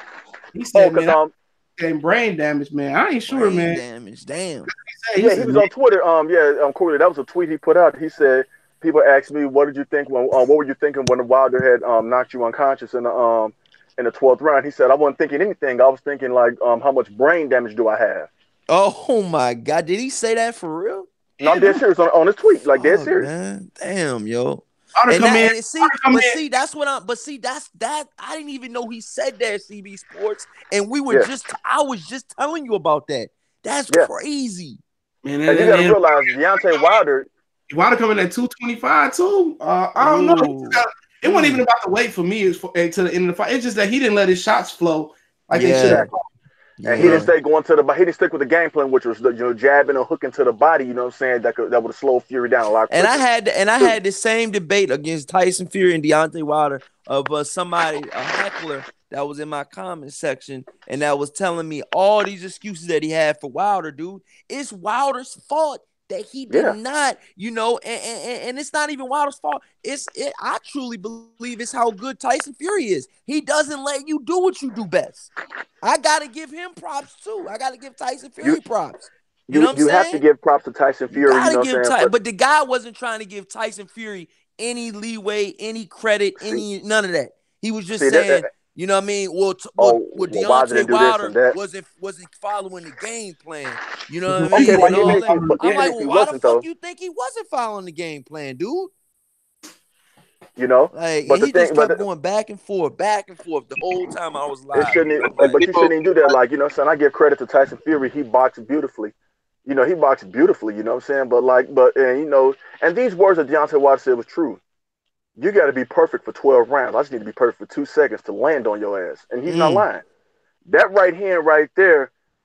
You know what I'm saying? That's what you call like just God gifted power right there. Because nowhere in here, a man that's coming to ring at 209 on fight night should be putting down a man 260 pounds like it's nothing. You know what I'm saying? And he put that man down like it was nothing, especially in the 12th round. Well, no, CB Sports, they got what's CJ and Battle Rifle? What is that, about a 30-pound weight difference? 30, 40 pounds? Oh, 30? No, that was 50 pounds. 50 pounds? I thought Tyson Fury came in at 254. No, Tyson Fury weighed in at 256 on the day of the fight. Wilder weighed in at 212. But on fight night, Wilder dropped. They weighed him again. But how much was that though? That was 44 pounds. But on fight night, Fury weighed 260 and Wilder dropped down to 209. So that's a 51-pound weight advantage. So 50 pounds, so 50 extra pounds, man. Shit, I seen some of the biggest dudes in the world get stretched, dude. And I'm being real with you. It's different in the boxing ring, though. It's different. It's different. Yeah, but how many? But this is what I'm saying, Corey Lee, though. How many times, you know what I'm saying, you see a man, I'm talking about, outweighed by 50 pounds, able to drop a man 50 pounds heavy in the 12th round. Y'all been battling, you know what I'm saying? How many times you seen a motherfucker with a 50-pound disadvantage go 12 rounds, though? That shit was crazy. That's true. Yeah, it's rare. That heavier guy, but that heavier guy got more weight he got to carry, too. So, it's Tyson Fury. I think Tyson Fury gets man, don't sleep on us big niggas. We dancing bear, too, nigga. We can carry the weight. Look at LeBron James. CJ, hey, look at LeBron James. LeBron James was 265 around this bitch. Man, yo, LeBron James is an exception to the rule, bro. I don't care. Shit. I don't care, bro. Look at Shaq big ass. That nigga was carrying three niggas in a line on his back. Hey, CJ, yo 260 and LeBron 260 are two different 260s. Man, don't matter, man. Dude, wear that weight, man. I done seen big niggas. Big niggas they run the fucking hole. But you seen that dude? You seen that big dude that Earl Spence was touching up when they was shooting the one outside his backyard in Texas. Oh yeah. That dude was like 260 though. That dude was like 250 though. A lot of times he was giving them some. That dude Earl Spence was giving them some hellacious body shots though. Damn. Yeah. A lot of motherfuckers train. A lot of motherfuckers ain't used to taking no shit on their jaw though. But let me go ahead. Corey, you on mute? Oh, you're on mute. Hey, do you guys think that Mikey I mean, I'm like I told you guys, and I'm gonna tell you guys again. I got Mikey Garcia winning, dog. I think that his. Hey man, let's make some money, man. Let's make some money. Yeah. How much you bet, Corey Lee? Yo, y'all at my neck, bro. Hey, Corey, how much you want to bet? Let me know. Let me know. He about to get his ass, bro. I told 78 Sports and I told Fred, bro. They said, just tell me when, bro. Just tell me when you trying to, you know what I mean? He said, I got, you know, Fred was like, I got cash out. If he was Terrence Crawford, yeah, he don't have a movement for me, bro. Bro, I don't care, bro. I think Mikey Garcia gonna win that 12-round unanimous decision, bro. I'm just being real. Really, I'm trying to tell you, brother, it ain't going 12. It'll be great if it goes 6. That's a great night for Mikey. But he gonna take a whole bunch of punishment in 6 rounds. I'm telling you guys, it's going 12, bro. And not only is it going 12, Mikey Garcia is gonna do the unthinkable. Okay, and if Mikey, let me be honest with you guys. Tell me, hold on. Before you going on, bro. What you mean, Corey? Hold on, Battle Rifle. Tell me, how does he win this fight, bro? Cause I've been talking. Let me break this joint down for you, man. Let me break this joint down for you. Real shit though. All right, Mikey Garcia. First of all, I feel like he's got a higher boxing IQ than Earl Spence. You know, I'm not taking anything away from Earl Spence, but I feel like he's definitely I don't even think Earl Spence have reached his peak potential yet. You know, I still think he can still learn in the game. I think Mikey Garcia is pretty much a finished product. I think you're catching Mikey Garcia. I think Mikey Garcia is catching Earl Spence at the right time. You know, boxing IQ 1, I'm gonna favor that to Mikey Garcia. Number 2, I'm gonna definitely get at the power ratio. I'm gonna get a power to Earl Spence. You got to give credit to Earl Spence, and you got to have respectable power. But I'm gonna get a defense. I'm gonna actually get a defensive edge. You know, to Mikey Garcia. I feel like Mikey Garcia has a way better defense than Earl Spence. Earl Spence got touched up by Lamont Peterson, and he got touched up by Kell Brook. You all know that, so don't play. You know what I'm saying? And then another thing, you guys, Mikey Garcia is a lot more agile than a lot of you guys give him credit, man. Mikey Garcia is in and out of the pocket. He knows when, and he's very good of range. He's a good range finder, okay? A lot of people thought Robert Easter Jr. was going to pop that jab, man. You know, Mikey Garcia took what he did best and used it against him, okay? And put him on his ass. And Robert Easter also said that Mikey Garcia has very good power, you know, it's going to be a tough fight. Okay, Corey. Oh, Let go me ahead, say this, Dr. man. Blick. My son wanted Oh, to I'm talk. sorry. Go ahead, y'all. My son, Dr. Blick's in the building. Go ahead, y'all. I son the hell out of this dude, yo. Oh, I knew that was my son, CJ. I didn't know you invited my son, man. You should have man. asked his dad first. You gotta ask his dad Oh first. my God, Dr. Blick, don't know shit, try to Corey, go on you like that, bro. Oh, Corey, you dirty for that. Yeah, but I knew he was gonna cut me off, bro, because he's a Mayweather and he's an Earl Spence fan. So go ahead, Dr. Blick, since you couldn't hold yourself. I was gonna say that to be fair, Robert Easter Jr. has never been great at using his height to his advantage. He's never been a great disciplined fighter. So I always knew. But CJ asked me, what do I think? Why do I think Mikey Garcia is gonna win? I told you some of the things why I think he's gonna win. I also think that Mikey Garcia is gonna win too, you guys. Because his mentality is different than Earl Spence. I feel like if Earl Spence get hits with a good shot, he's got to get that joint back. You know what I mean? Mikey Garcia is one of those type of fighters that he doesn't have to get it back immediately. But Corley, let me ask you this. That could put you in trouble. I'm telling you. Okay, but Corley, let me ask you this. Okay, you say Robert Easter said Mikey Garcia hit hard as hell. Errol Spence been hit by a legit 154 pounders. Mikey Garcia's never got hit by nobody that big. Errol Spence cuts off the ring better than anybody that Mikey Garcia has ever fought. But let me tell you something, CB. Go ahead. Mikey Garcia's lead sparring partner is a middleweight. So what you gonna say about that? But guess what though? You can say that, but guess what though? Errol Spence spars middleweights. He really could be a middleweight. Okay. So it's one thing it's one thing to spar, it's another thing to be in the actual ring prize fighting. Okay. And not only that, but Mikey Garcia, that gut is real soft. We all know Errol Spence is the body snatcher. But how you gonna get to the body when Mikey Garcia's range? I'm telling you, his range is gonna be key. I'm telling you guys, okay, man. but no, it's gonna be Errol Spence range because guess what? Errol Spence is the taller fighter with the longer reach. Mikey Garcia has to come into Errol. You feel like Earl Spence is gonna have a better range. He's gonna be the better range fighter. Absolutely, because he's a taller, bigger fighter, and he fights using. Well, that's what we gonna. But hold on, but the problem is this, man. I'm gonna tell you this. I'm gonna tell you this. On that one because I think Mikey Garcia got better range. If Lippia's jab, I got you, Kurt Sugar. If Lippia's jab was busting up Mikey nose, and Salido was nose, Mikey. And if Orlando Salido was closing the distance on Mikey, bruh, man, man, I don't see how you gonna get out of the way of that jab, man. I really don't. Go good job. That rap is really straight and disruptive, man. That's gonna be hard to get out of. Like Kell Brook is a bum. We can't act like Kell Brook is a bum now. Jab too, and he no, Robert actually. Hold on. Jab. No, he don't really have a good jab. I actually broke that down before. He don't really utilize his jab like a tall dude was supposed to. Like Tommy Hearns really had an aggressive jab. He made you back up and he control what you want to do. Earl Spence jab is really straight. I feel like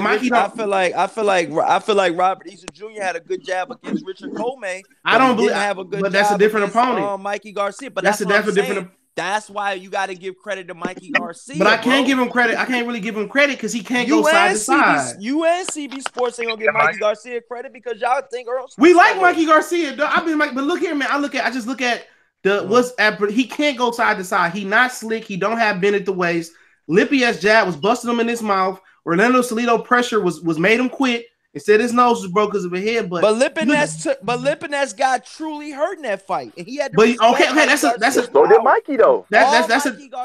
All Mikey Garcia has to do is have respectable power, and if he catches Kell Brook had respectable power. Attention, and Kell Brook had respectable power. If Mikey, all I'm gonna tell you guys is I think this is key to the fight too. I think if Mikey Garcia can have enough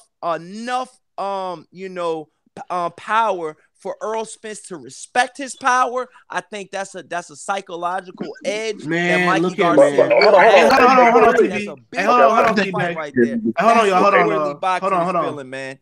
I understand. I feel what you're saying about that, man. Respectable power not gonna get it done, man. He gonna need that one-time power. He gonna need that. No, I said Earl Spence is gonna have to respect his power. If Mikey Garcia can get that respect from him, I said that psychological edge. Man, he gonna have to hurt Earl Spence. Fuck respect. He gonna have to hurt the fuck out of him. He's not a good enough fighter. Go ahead, Kurt Sugar. Let Kurt work. What's up, Kurt Sugar, man? You backdoored the joint. The boxing What's up, Corey Lee, Battle Rifle, CB, my brother, CJ. I mess with CJ real heavy. Listen, man, I've been breaking down film on this fight. You know, I got all 8 fights, man, and it's not a good matchup for Mikey. So Kurt Sugar, are you telling me that you're on my side with the Mikey Garcia? You picking him too? No. I'm picking him to get knocked out. This dude. Because I'm gonna tell you.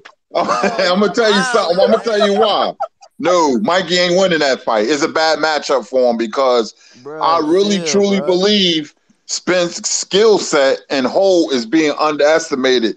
They only talking about his size. When people talk about Mikey Garcia jab, you know, his ring IQ, I said, are they describing Mikey Garcia or Roberto Duran? So I'm like, you know, Mikey's a real good fighter. I've been watching him since his early days, man. But Mikey got some quit in him. Against Alito, I ain't like what I saw. And once you got that quit in him, you always had that quit. And Spence, when you fight him, you can't have respectable power like CJ said.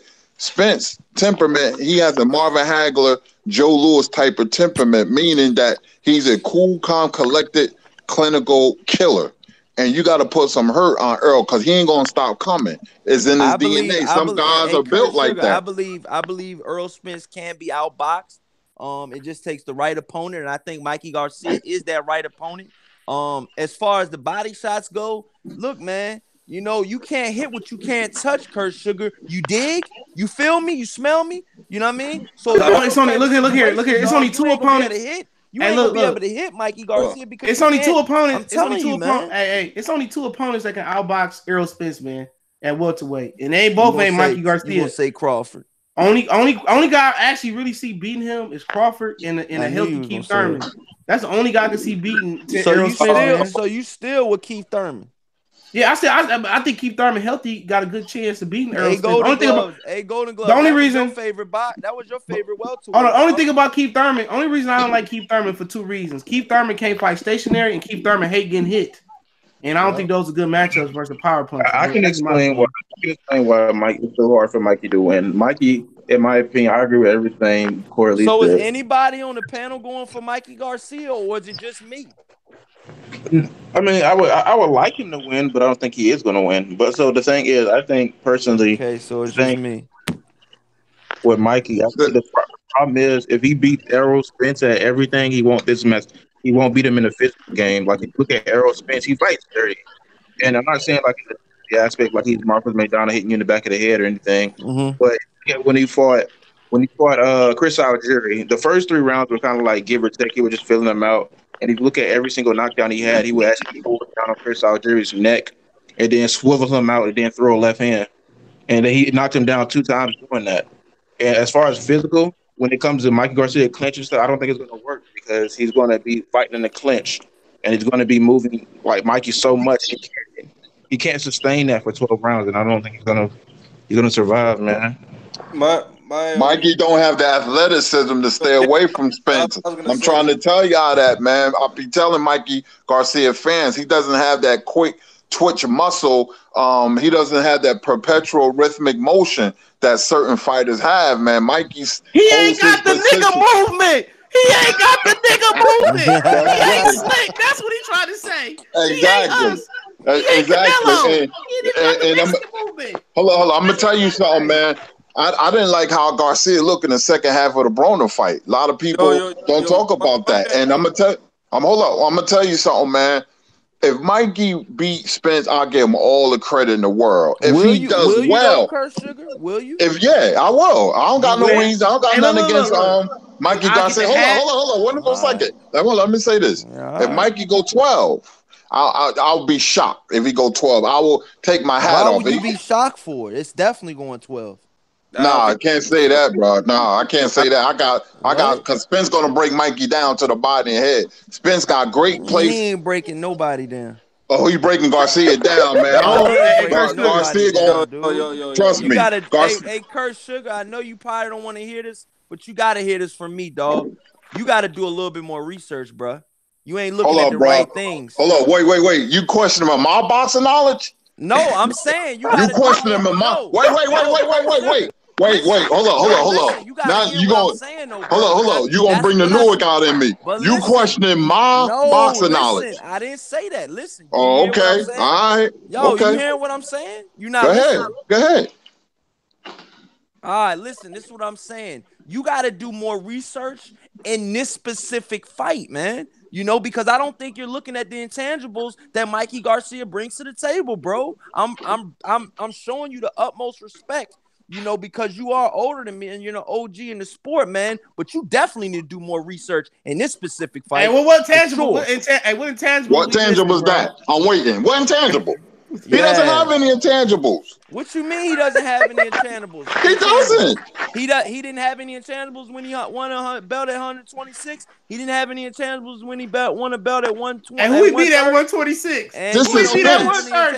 This ain't Rojas, bro. Hold on, wait a minute. This ain't. I'm not even done yet. He had any intangibles when he beat the guy at 140. Lipinets, let me tell you guys right now, man. And CJ, you was one of the guys that was saying Lipinets was gonna be good at 140. You said he was a really good fighter. Hold on, and it proved. Hey, look, you said that. That's what you said out your mouth. And it proved to be true. And his footwork was bad. And I told y'all that's why he's gonna lose to Mikey. Man, he got punished by Mikey. Hey, man, please, he gave Mikey Lipinets, bro. Lipinets, and it's like teaching him. Yo, Mikey been fighting 12 years. His biggest win is against Adrian Bruner and Robert Easter. When he get in there with Spence, and Spence said, when a bell ring, I'm going to be in his ass. I'm telling you, Mikey ain't Roberto Duran or Salvador Sanchez, bro. You need to do more research, bro. You need to do more research. Not me. Not me, bro. I don't need to do shit because this boxing shit, I don't mean to be cocky, but that name Kurt Sugar, you know what it is, bro. I know my boxing. I can go back to the 1600s on your ass. I know my boxing. Mikey getting knocked the fuck out in 9 rounds, bro. 9 rounds. He getting beaten down, then knocked the fuck out. He ain't getting knocked out at all. He's gonna win a unanimous. Hey, look here, man. Hey, if I ain't at that fight, we all. Hey, look. If I ain't at that fight, we all gonna lie, bro. I promise you, bro. If y'all niggas ain't doing nothing, this got to happen, dog. Mandatory, CJ. Mandatory. This got to happen, bro. I got to have this shit happen again, bro. I got to get y'all on because I'm gonna love it, dog.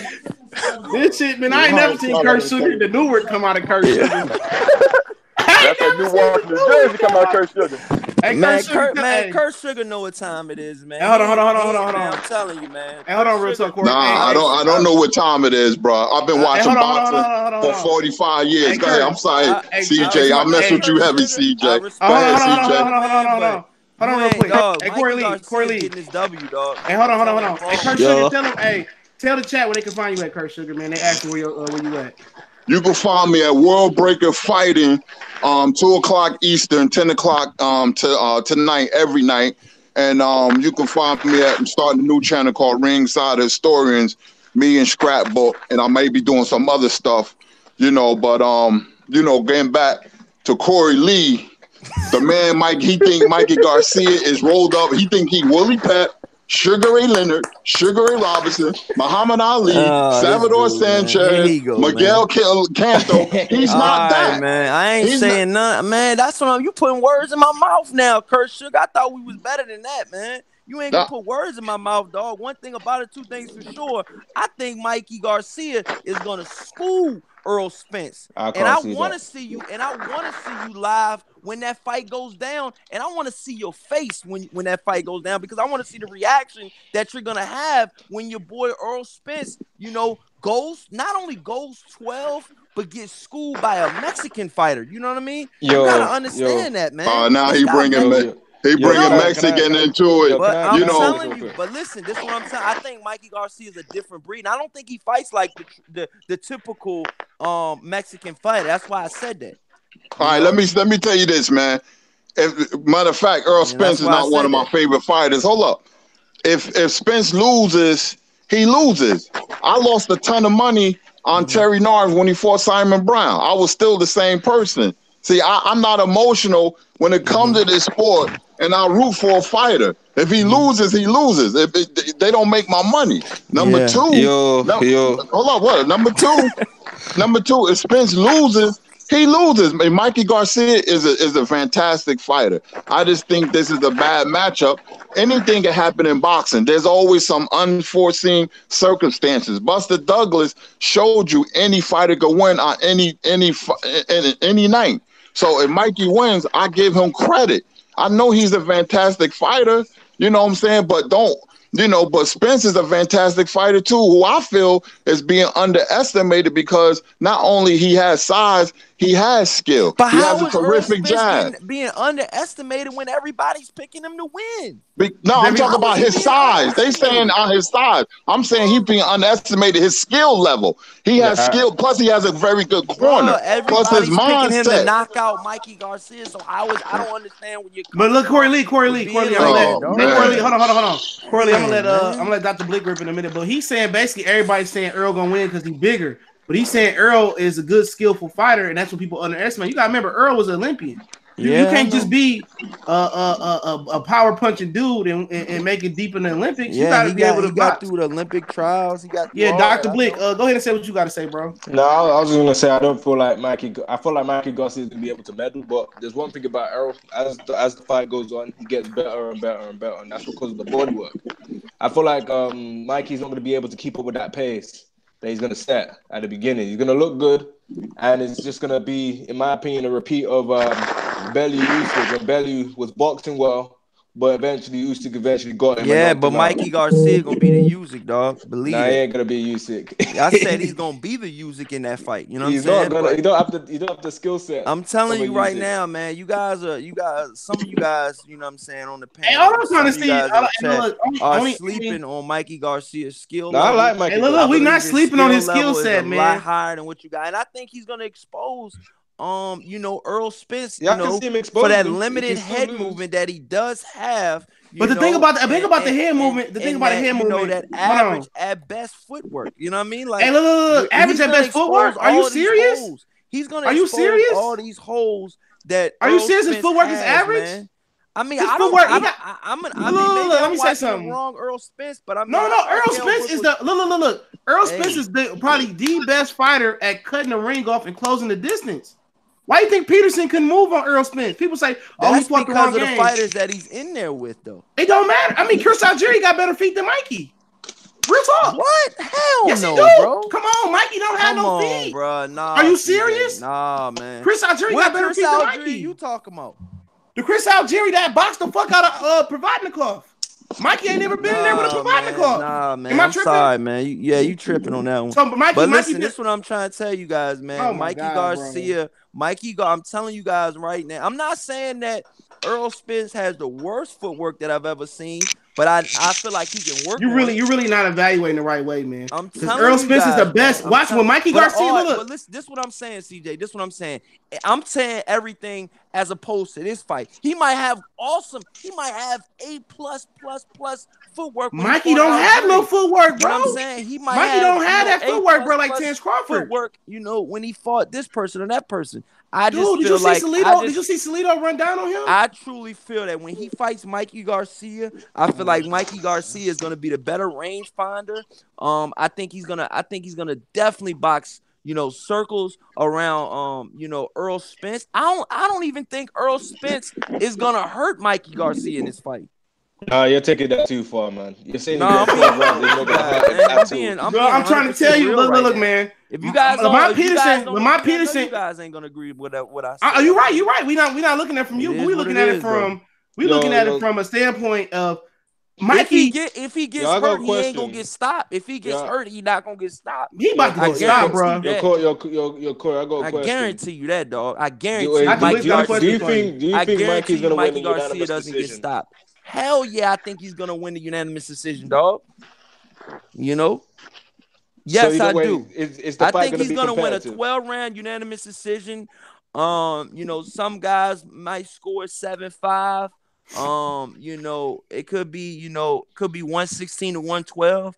I mean, it's just a numerous different ways that this fight could go, man. But I definitely see Mikey Garcia's hand being held up very high at the end of the fight. Not only that, you guys, I think that the Jamel Charlo fight versus Tony Harrison, being that, Derek James is his coach, and he's the same coach as Earl Spence. I think Charlo and Earl Spence have some of the same flaws. I think that, and I truly believe, that Mikey Garcia will exploit that.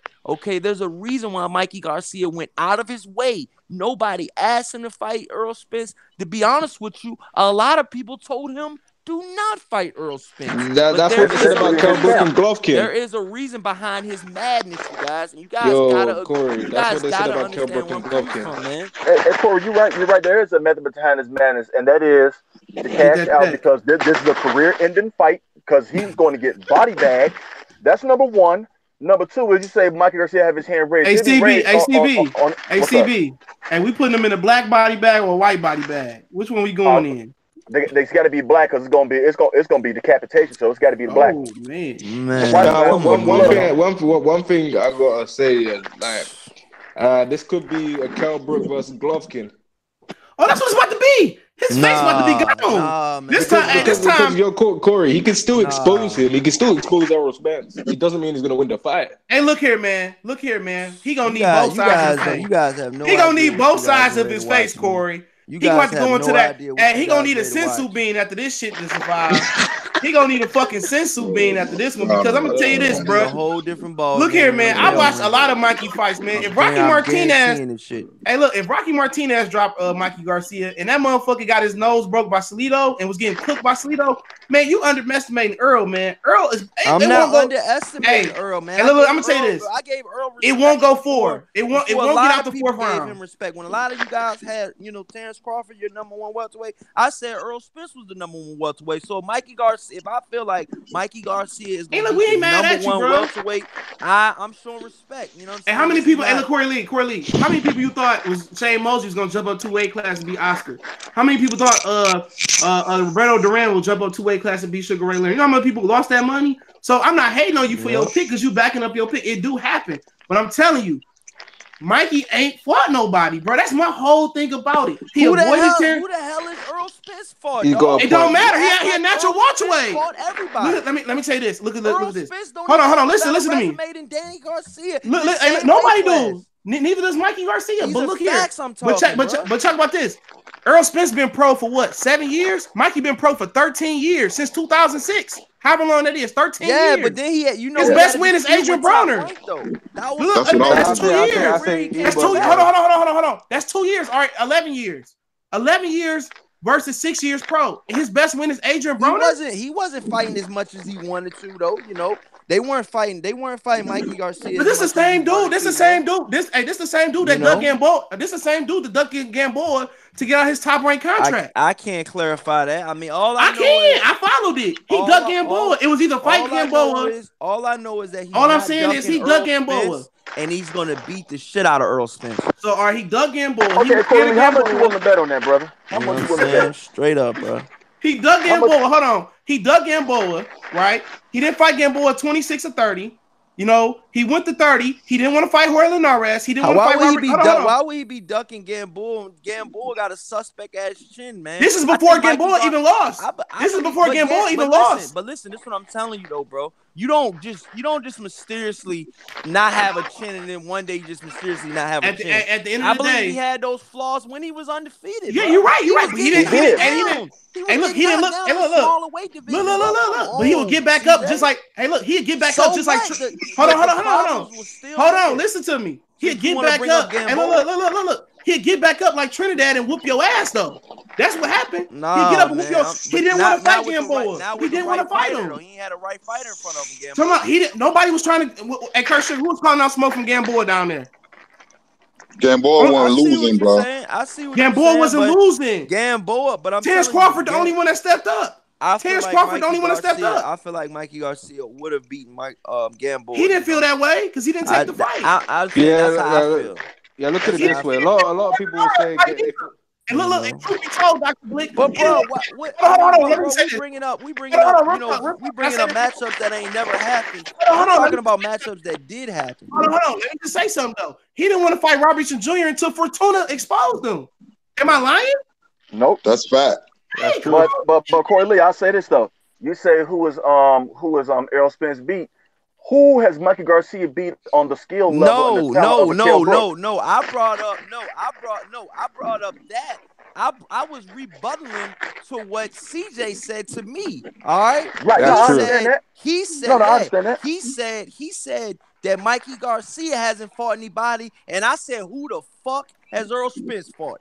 He fought Kell Brook and went over to his backyard and broke the man's face and took his title. Hold on. He ain't got to fight nobody. This is not your weight class. He's not the one that's jumping in 1 or 2 weight classes from 26 to 30 to 30 to 35 to 35. But you got to understand, man, this guy Mikey Garcia is a 4-division world champion, man, and I think he's gonna exploit. Yeah, that's true. So is Adrian Broner. I think he's gonna show all of that veteranship. The night of the fight, I think he's gonna do very, very well. And I think he has. I think he has a ring savvy that can a lot of people are underestimating. The heart that Mikey Garcia has. I feel like he's just ready to exploit, Errol Spence's holes. And it's crazy though, man. I don't even think Robert Garcia owns a towel. So I'm gonna be honest with you. Mikey Garcia gonna get the way Errol Spence did Leonard Bundy. I don't know if he owns a towel, but he's done it before. They gonna have a towel that day. That motherfucker. Nah. Mikey Garcia getting Leonard Bundy. I want to ask everybody on the panel this. The extra weight that Mikey put on, nobody touched on that. Will it help him or hurt him? I already know the answer. Will it help him or hurt him? It's gonna hurt him because he's somebody that lift weights and used to work out for football. It's gonna hurt him until he get acclimated. 4 months wasn't enough time for that shit. He needed at least 18 months to actually get acclimated to welterweight. Putting that weight on is gonna slow him down. And if Errol Spence don't be the reason his stamina drop, that extra muscle. So even if he put on a ton of lean muscle, it won't help. It won't help. Yeah, he might even feel sluggish as well. Yep. He will be sluggish, especially if he make it to the second half of a fight. Look, listen, man. I know boxing people opinions, that is. I know it's a very emotional sport. I understand that. When you don't like a guy or a certain fighter, you root against him. If you like a guy, you see stars and you want him to win.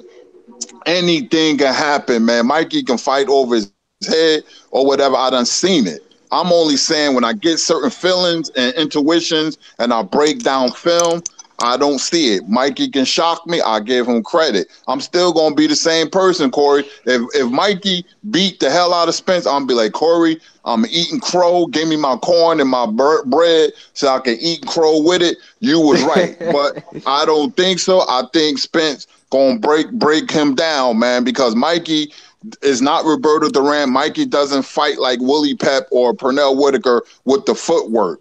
You know what I mean? He stands right there. He holds his position. Mikey chose Spence because he said Spence will be right there to be hit. But you say he don't have any head movement. A lot of people say he don't have head movement, but he comes in a high guard. He's not the first fighter to do that. Marlon Starling, former welterweight champion, never moved his head. Winky Wright never moved his head, but all three of them had one thing in common. They held their hands up high and they came in, under a stiff jab. And that's what Spence going to do. And it's different when a pressure fighter, same size, is putting pressure on you, but it's a whole nother animal, like Emmanuel Stewart says, when a bigger fighter puts pressure on you, because all he has to do is shoot his punches over the shoulder and then hit Mikey right on the chin. I'm telling you, Mikey going to sleep. Keep in mind as well that that pressure is going to tire out Mikey Garcia, because the intensity of certain people's pressure is just going to make him physically be tired, especially if his body's not acclimated to that weight. He might even get injured just by the way he's overworking his body and putting on all that muscle. He might strain himself. I want every last one of you guys on the panel to have that same fucking energy. Oh, no, we coming on your channel. And we coming on your channel. We going live with you, baby. We going live with you, bro. We going on your channel. We coming on your living room couch, motherfucker. You never know. I might come in that bitch like, hey, who the fuck at my dog? Nigga, it's good fella, nigga. I brought the Popeye's chicken, Corey. Yeah.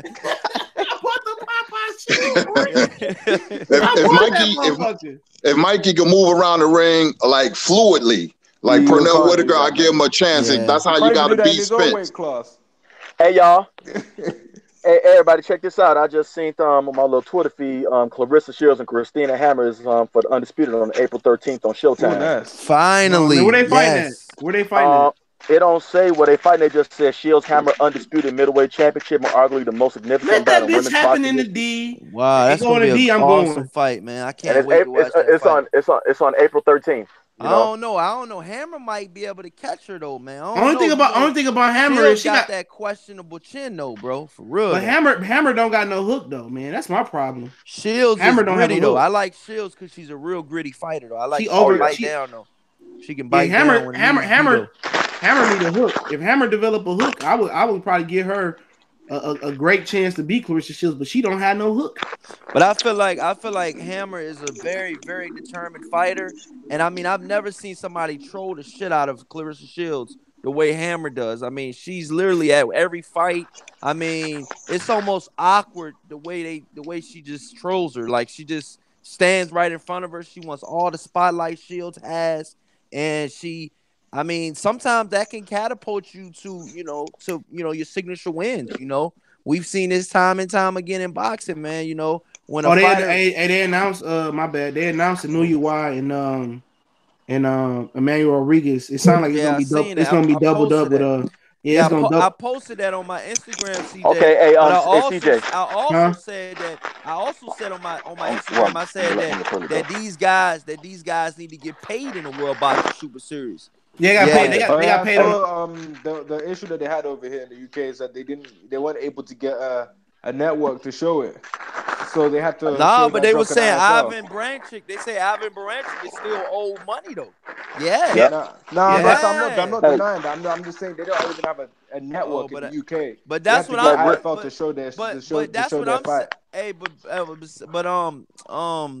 good Golden Gloves boxing. That's what I'm saying though. These guys need to get paid though. I don't even know if the 140-pound the 140-pound tournament is still gonna go on because Ivan Branchik is a champion and I believe he holds either one or two of the belts in that weight division.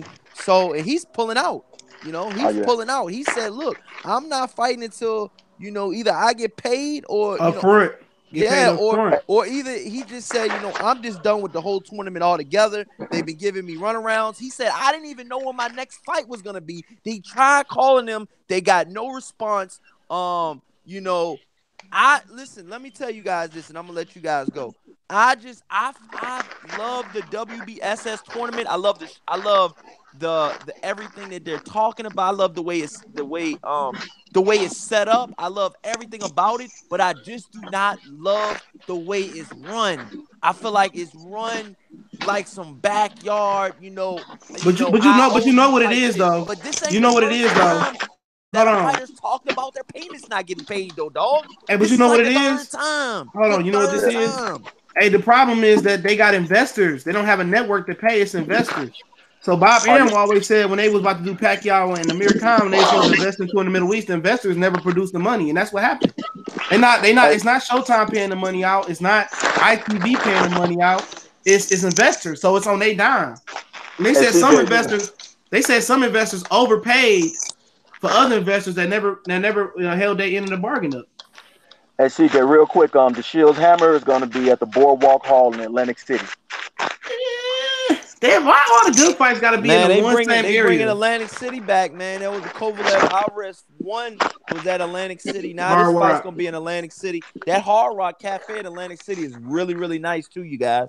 So I might actually go to that fight, man. There's too many fucking fights. You got motherfucking Earl is there Spence more and fights March on that date? Is that on that specific date though? Is that no. Ain't no other fight got that date. But then you got Clarissa Shields, and then a week later you got Terrence Crawford and Danny Garcia going head up in New York. Then you got a week after that Canelo. 2 weeks after that Wilder. 2 weeks after that Joshua. And you don't know what the fuck gonna fall in between that shit. Hey, look, and about all of the fights you just named was all on the East Coast, baby. Yeah. Hey, CJ. Yeah. I'm gonna tell you something, man. I used to go to the Blue Horizon in Philly, Madison Square Garden in the 80s. But I'm gonna tell you something. There's no fight town like it was in Detroit in the 80s with Tommy Hearns. You know, it was incredible, man. You know, the Cicero versus K-Man Lee fight. I want everybody to watch that fight. That started ESPN boxing in Detroit in 1981. It was like Hagler Hearns, but better. Donnie LaCicero versus K-Man Lee. But Detroit is my number one fight town. Even they don't show many fights there, but you know, having the memories and seeing the young Tommy Hearns, man, and the Kronk Gym and all that, man, Detroit is unreal when it comes to boxing. And what's so funny about that? When I get invited to come out to local shows, I didn't go last week because I got sick. It got that same electricity, bro. Like it's dope. Like everybody come out and sell out every time, and we got the arenas for it, but they just don't fuck with us like that no more, man. That shit's so crazy, dog. People in Detroit still love boxing to this depth. Chicago too. Chicago got Polish, Belize, black people, you know, all so Asian see people. Eddie Hearn trying to get into that to that Chicago market, and he's trying to get into that New York market, man. But he's just I was gonna go to the Chicago fight. He's just not getting. He's not talking to the right people, or the right people are closing the doors.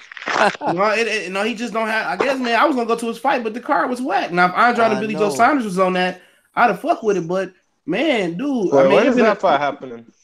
The purse bid is February 19th, right? Or the 20th, some shit like that. So gotta help him by which then. one? Which fight? Billy Joe and Demetrius Andrade. I think that Andre fight. I think Andre's gonna win that fight, just because Billy Joe Saunders, you know, is not even a champion now, but he might be more hungry now. This fight could go in so many different ways, man. I think it's a 50-50 fight, though, you guys. What do you guys think? I think since Andrade done warmed up, I got Andrade for show this time, man. I think Andrade by unanimous. I think it would happen. Billy Joe was all over the place because he was fine at what cruiserweight? Cruiserweight. Look at and then if it happened in October, I think Billy Joe Saunders would have beat Andrade. He would have beat him then, but since Andrade then got his feet wet he's back in a groove. I see Andrade coasting to a unanimous decision. He's gonna outbox Billy Joe Saunders. I don't know though, man. But every time I count out Billy Joe Saunders, man, he be. I don't know. Hey, I was told. Look. I was told this. Hey, I was told this about Billy Joe Saunders behind the scenes and shit. And I can say it ain't nothing like that crucial, nothing like that. But I was told that Billy Joe Saunders and Jamal Charlo are the only two guys that won't sell themselves for Canelo belt. Everybody else has already sold themselves for that belt. I was told somebody somebody from Golden. What you mean sold themselves though? Elaborate on that. What do you mean by that? Like they will sell their belt to Canelo, basically. You know, for the bread. You know, they said them the only two that can't be bought. Hey fellas, there's another doubleheader they made. I forgot the other guy. Nietes is fighting somebody on the undercard. This is a very underrated. Oh, you talking about Gallo and Estrada? I mean, Gallo Estrada versus Tor Rivenstein 2 card. Yep. Oh, that shit gonna be dope, bro. Where that's gonna be at? I forgot. Sure. I read it like about 3 weeks ago, man. But I forgot the date and everything. I should have paid close attention. But it's a very underrated card, man. Yeah. What are those flyweights, right? Yeah, flyweights. Super flyweights. Yep, super flyweight. Yep, baby. You know my favorite fight in them smaller weight divisions. You know, he fighting Rodriguez and Nui. He get the number one for me though. You know what I mean? Man, that motherfucking man be giving niggas warm milk. I'm telling you, man. I've been telling you guys about that. I've been fucking with him since he was like 12-0, 10-0. He wasn't active, man. I've been fucking with him since he was 5-0, since before he won that belt, because I knew him and his brother, they had a special about them on one of the local channels out here. And it was crazy to see these two Japan guys on there. But you see how Nui was supposed to fight. What was it? Tete? He was supposed to fight what the number one Roman what's his Chocolatito. He was supposed to fight him, but remember, man, he was at that fight. He was there. True. Save that nigga, man. He was there. And they said I was there that. Hey, look. I was there that night he lost. That was. Oh, you talking about Sorbet? I was there the first fight.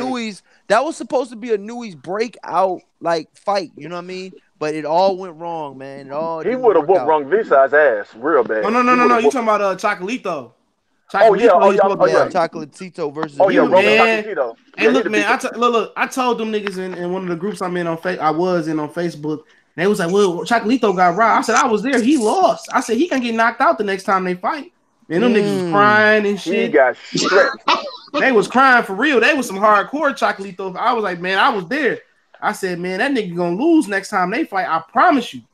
Man, the New York would have killed Chocolito, bro. Nah, but it just Soren Ringverside just had that. It looked like he just had that man strength. Look at his legs. His legs was like a little boy or something. It's like a grown man versus a little kid or something, man. Hey, Corey Lee, have you seen Soren Ringverside's legs? The man got legs like LeBron. You said James. his legs? His legs. No, I didn't check his legs out. Man, go look at that nigga legs. You thought got legs like LeBron James for a super flyweight, okay? The man got LeBron James like calves. Yeah, he got legs like a Russian weightlifter, man. He got legs, man. That's where his power comes from. Yeah, man, that nigga shit was. Man, I seen that. Look, I seen that nigga legs. I said, oh, he gonna be a problem for a few niggas, man. He gonna be a real problem. Him and Pacquiao still got them big ass legs. Do you got? Let me switch it up because we was ready to go to this subject, but then we went straight to the flyweight. Do you guys think that Danny Jacobs has? I mean, are you guys gonna pick him to win? I mean, I'm picking Canelo. No, I'm picking that fight. I think Canelo. I like Canelo in that fight, man. I like Canelo. I think Canelo get Sugar, what about your New York brethren? I mean, you're not picking him? No, I live in Newark, Jersey, but Danny Jacobs don't. Jersey, yo, now you switching sides now? No, because I don't like Danny Jacobs' mentality. I don't like his temperament. Wow. What happened? What did he do to you? Nothing. I don't got nothing against him personally. I'm glad he's getting money. I'm glad he beat cancer. I like Danny Jacobs personally, but Canelo's a different animal. I like Canelo, man. I was going to say decision, but I might think TKO. I mean, really? Does Jacobs have the temperament and the boxing IQ to deal with Canelo? Can he make Canelo use his feet and box around the ring? I don't like how Jacobs looked in his last couple of fights against Derevyanchenko and Solecki. So I'm picking Canelo. I don't like Jacobs' temperament, man. But I'm glad he's getting paid. You saying Canelo by knockout or just regular decision? I'm gonna go by decision. Okay. I'm gonna go this far. Canelo gonna get his first actual real win from everybody. It ain't gonna be no controversy. He actually gonna beat Danny Jacobs, bro. He actually gonna beat him. Real talk. Danny Jacobs didn't he beat Rocky Fielding? Oh, come on, get the fuck out. I'm talking about big time. Oh, yo, this dude, wow, yo, tighten up, bro. This dude trolling on Lodo, bro. Chill out with the troll joint, though. You all the way in the UK wilding, though, bro. Come on, bro. I'm going to say this real quick. If y'all listen to my channel that I'm on, I always bring up the word temperament because Jacobs is not going to win a big fight like Canelo because of his temperament. He should have beat Triple G. Triple G was right for the pinkers in that fight. When you fight not to lose instead of to win, is a big difference. Charlo, you feel like he didn't take it. You feel like he didn't take the necessary chances that he should have took. Exactly. Yes. And Charlo, they wear their emotions on their sleeve. I don't like all that crying in the ring and all that. I don't like that. But see, Spence and Crawford. Let me ask you this first, just on that subject. Do you think that Charlo can win that rematch? I think the same thing could happen. He has to box against Tony Harrison. He has to box instead of loading up. Right. I understand what you're saying. I'm gonna tell you this, Kurt Sugar, man. I don't like his relationship with Derek James, and I said it before. He don't listen to him, man. Everything is at 100%, 100 miles an hour. There's no variation of speed and punches. He throw the same punches. He better off sticking with Ronnie Shields. He ain't Earl Spence. I think the same thing will happen to Earl Spence. But go ahead, y'all. No, but the difference. Hey, look, the difference with Earl Spence is this though. And somebody put it to me like this. They say Earl Spence believe in the game plan until the wheels fall off. Charlo gonna stop at the gate. Charlo not gonna go over the gate because Earl Spence has been brought up as a professional through Derek James.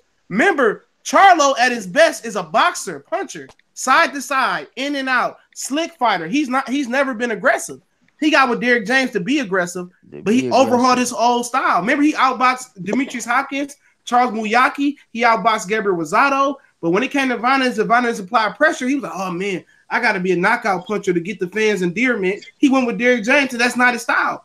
Jermell Charlo can box, outbox Jamel Charlo can outbox anybody from 154. It was that Von Rosen fight that he switched trainers? Is that because Ronnie Shields had cussed him out and smacked him in the corner or some shit. You know that nigga crazy. Wow. His temperament crazy than the motherfucker.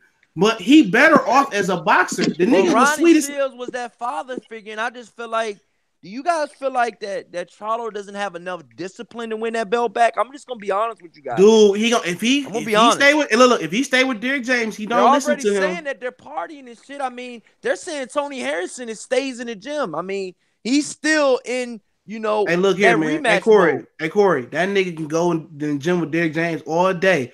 But if he don't listen to Derrick James and Derrick James got to holler and scream at him, he's not going to win. If he does not listen to his coach, he will not win. He think he know everything.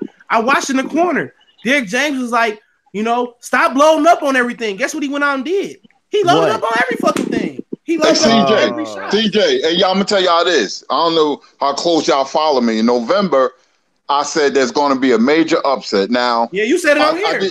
I did. I didn't know it was going to be Charlo. Then in January, I said it's going to be another major upset. And it was Machado. You know, I just feel that. But getting back to Charlo, he was getting outboxed by Kurt Sugar. Oh boy, got upset from Jersey too. That's what Mayweather Promotions. Dylan Price. Yeah, he lost too. Yep. And if Charlo don't listen, or if he don't get Ronnie Shields, man, Harrison gonna beat him again, and he might knock him out because he gonna frustration is gonna set in. And he's going to revert back like he did in the first fight, trying to knock Harrison out. And Harrison, certain fighters, when they get the belt, they become 30% better mentally. It's a psychological thing.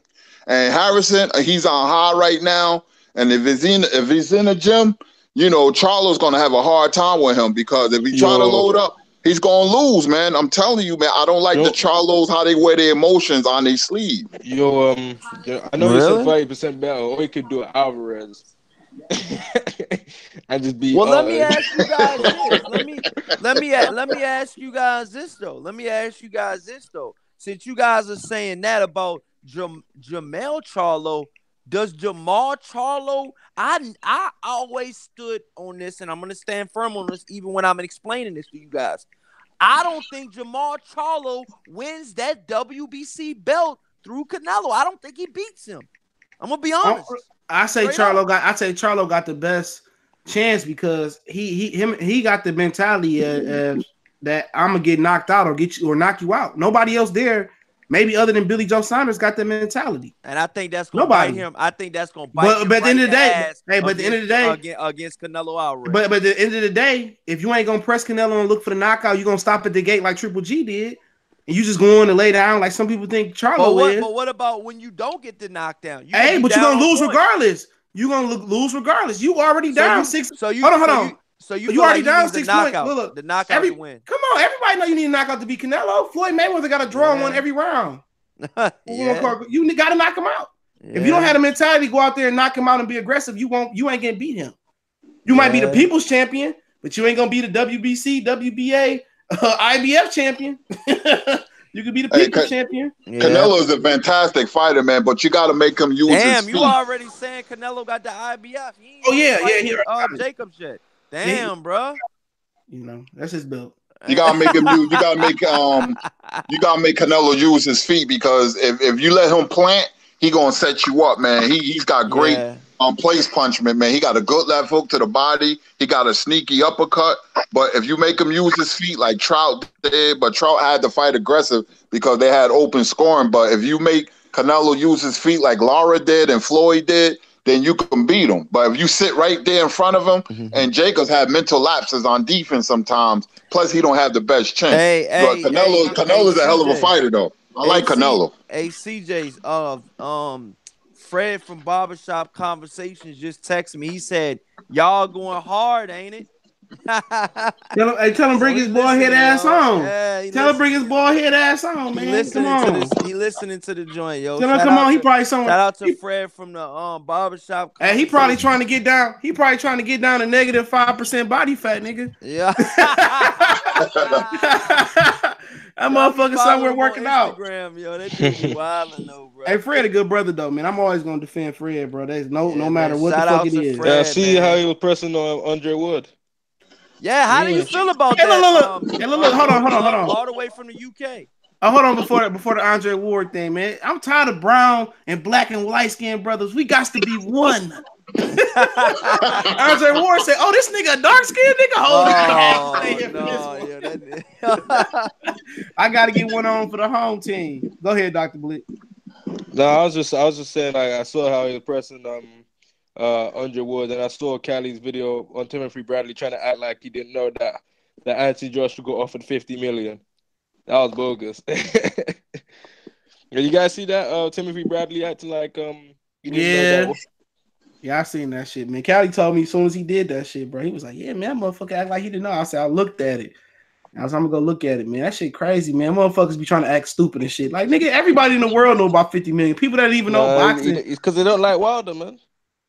I don't get it, man. But I'm about to go ahead and cut it off, man. I gotta go attend to kids and cook dinner and shit. But hey, I appreciate it. I'm gonna be back with that workshop later on for y'all. I put the invitation up. How to build your YouTube channel up, man. We're gonna have a discussion. Hey, I appreciate everybody for coming on, man. Hey, man, this is Corey Lee Boxing, man. Thank you for letting me come on, man. Respect. Oh yeah, anytime, man. Channel, man. Yeah, tell them where they can find you at, Kurt. You can find me at World Breaker Fighting every day, 2:00 Eastern, and then at night, 10:00 Eastern. We'll be on tonight a little early at 9:30. All right. Golden Gloves, tell them they can find you at. Yo, Golden Gloves Boxing. I've been away for a bit trying to sort some things out. You can find him right here. He here every day, damn near. Right here, you can find the motherfucker, man. I got my first employee, nigga. You working the internship because I'm broke right now, nigga. But shit, when we get old, nigga, I got you. Hey, he learning though. Hey, I appreciate y'all for coming on, man. Bless you, all right, man. y'all. Peace out, man.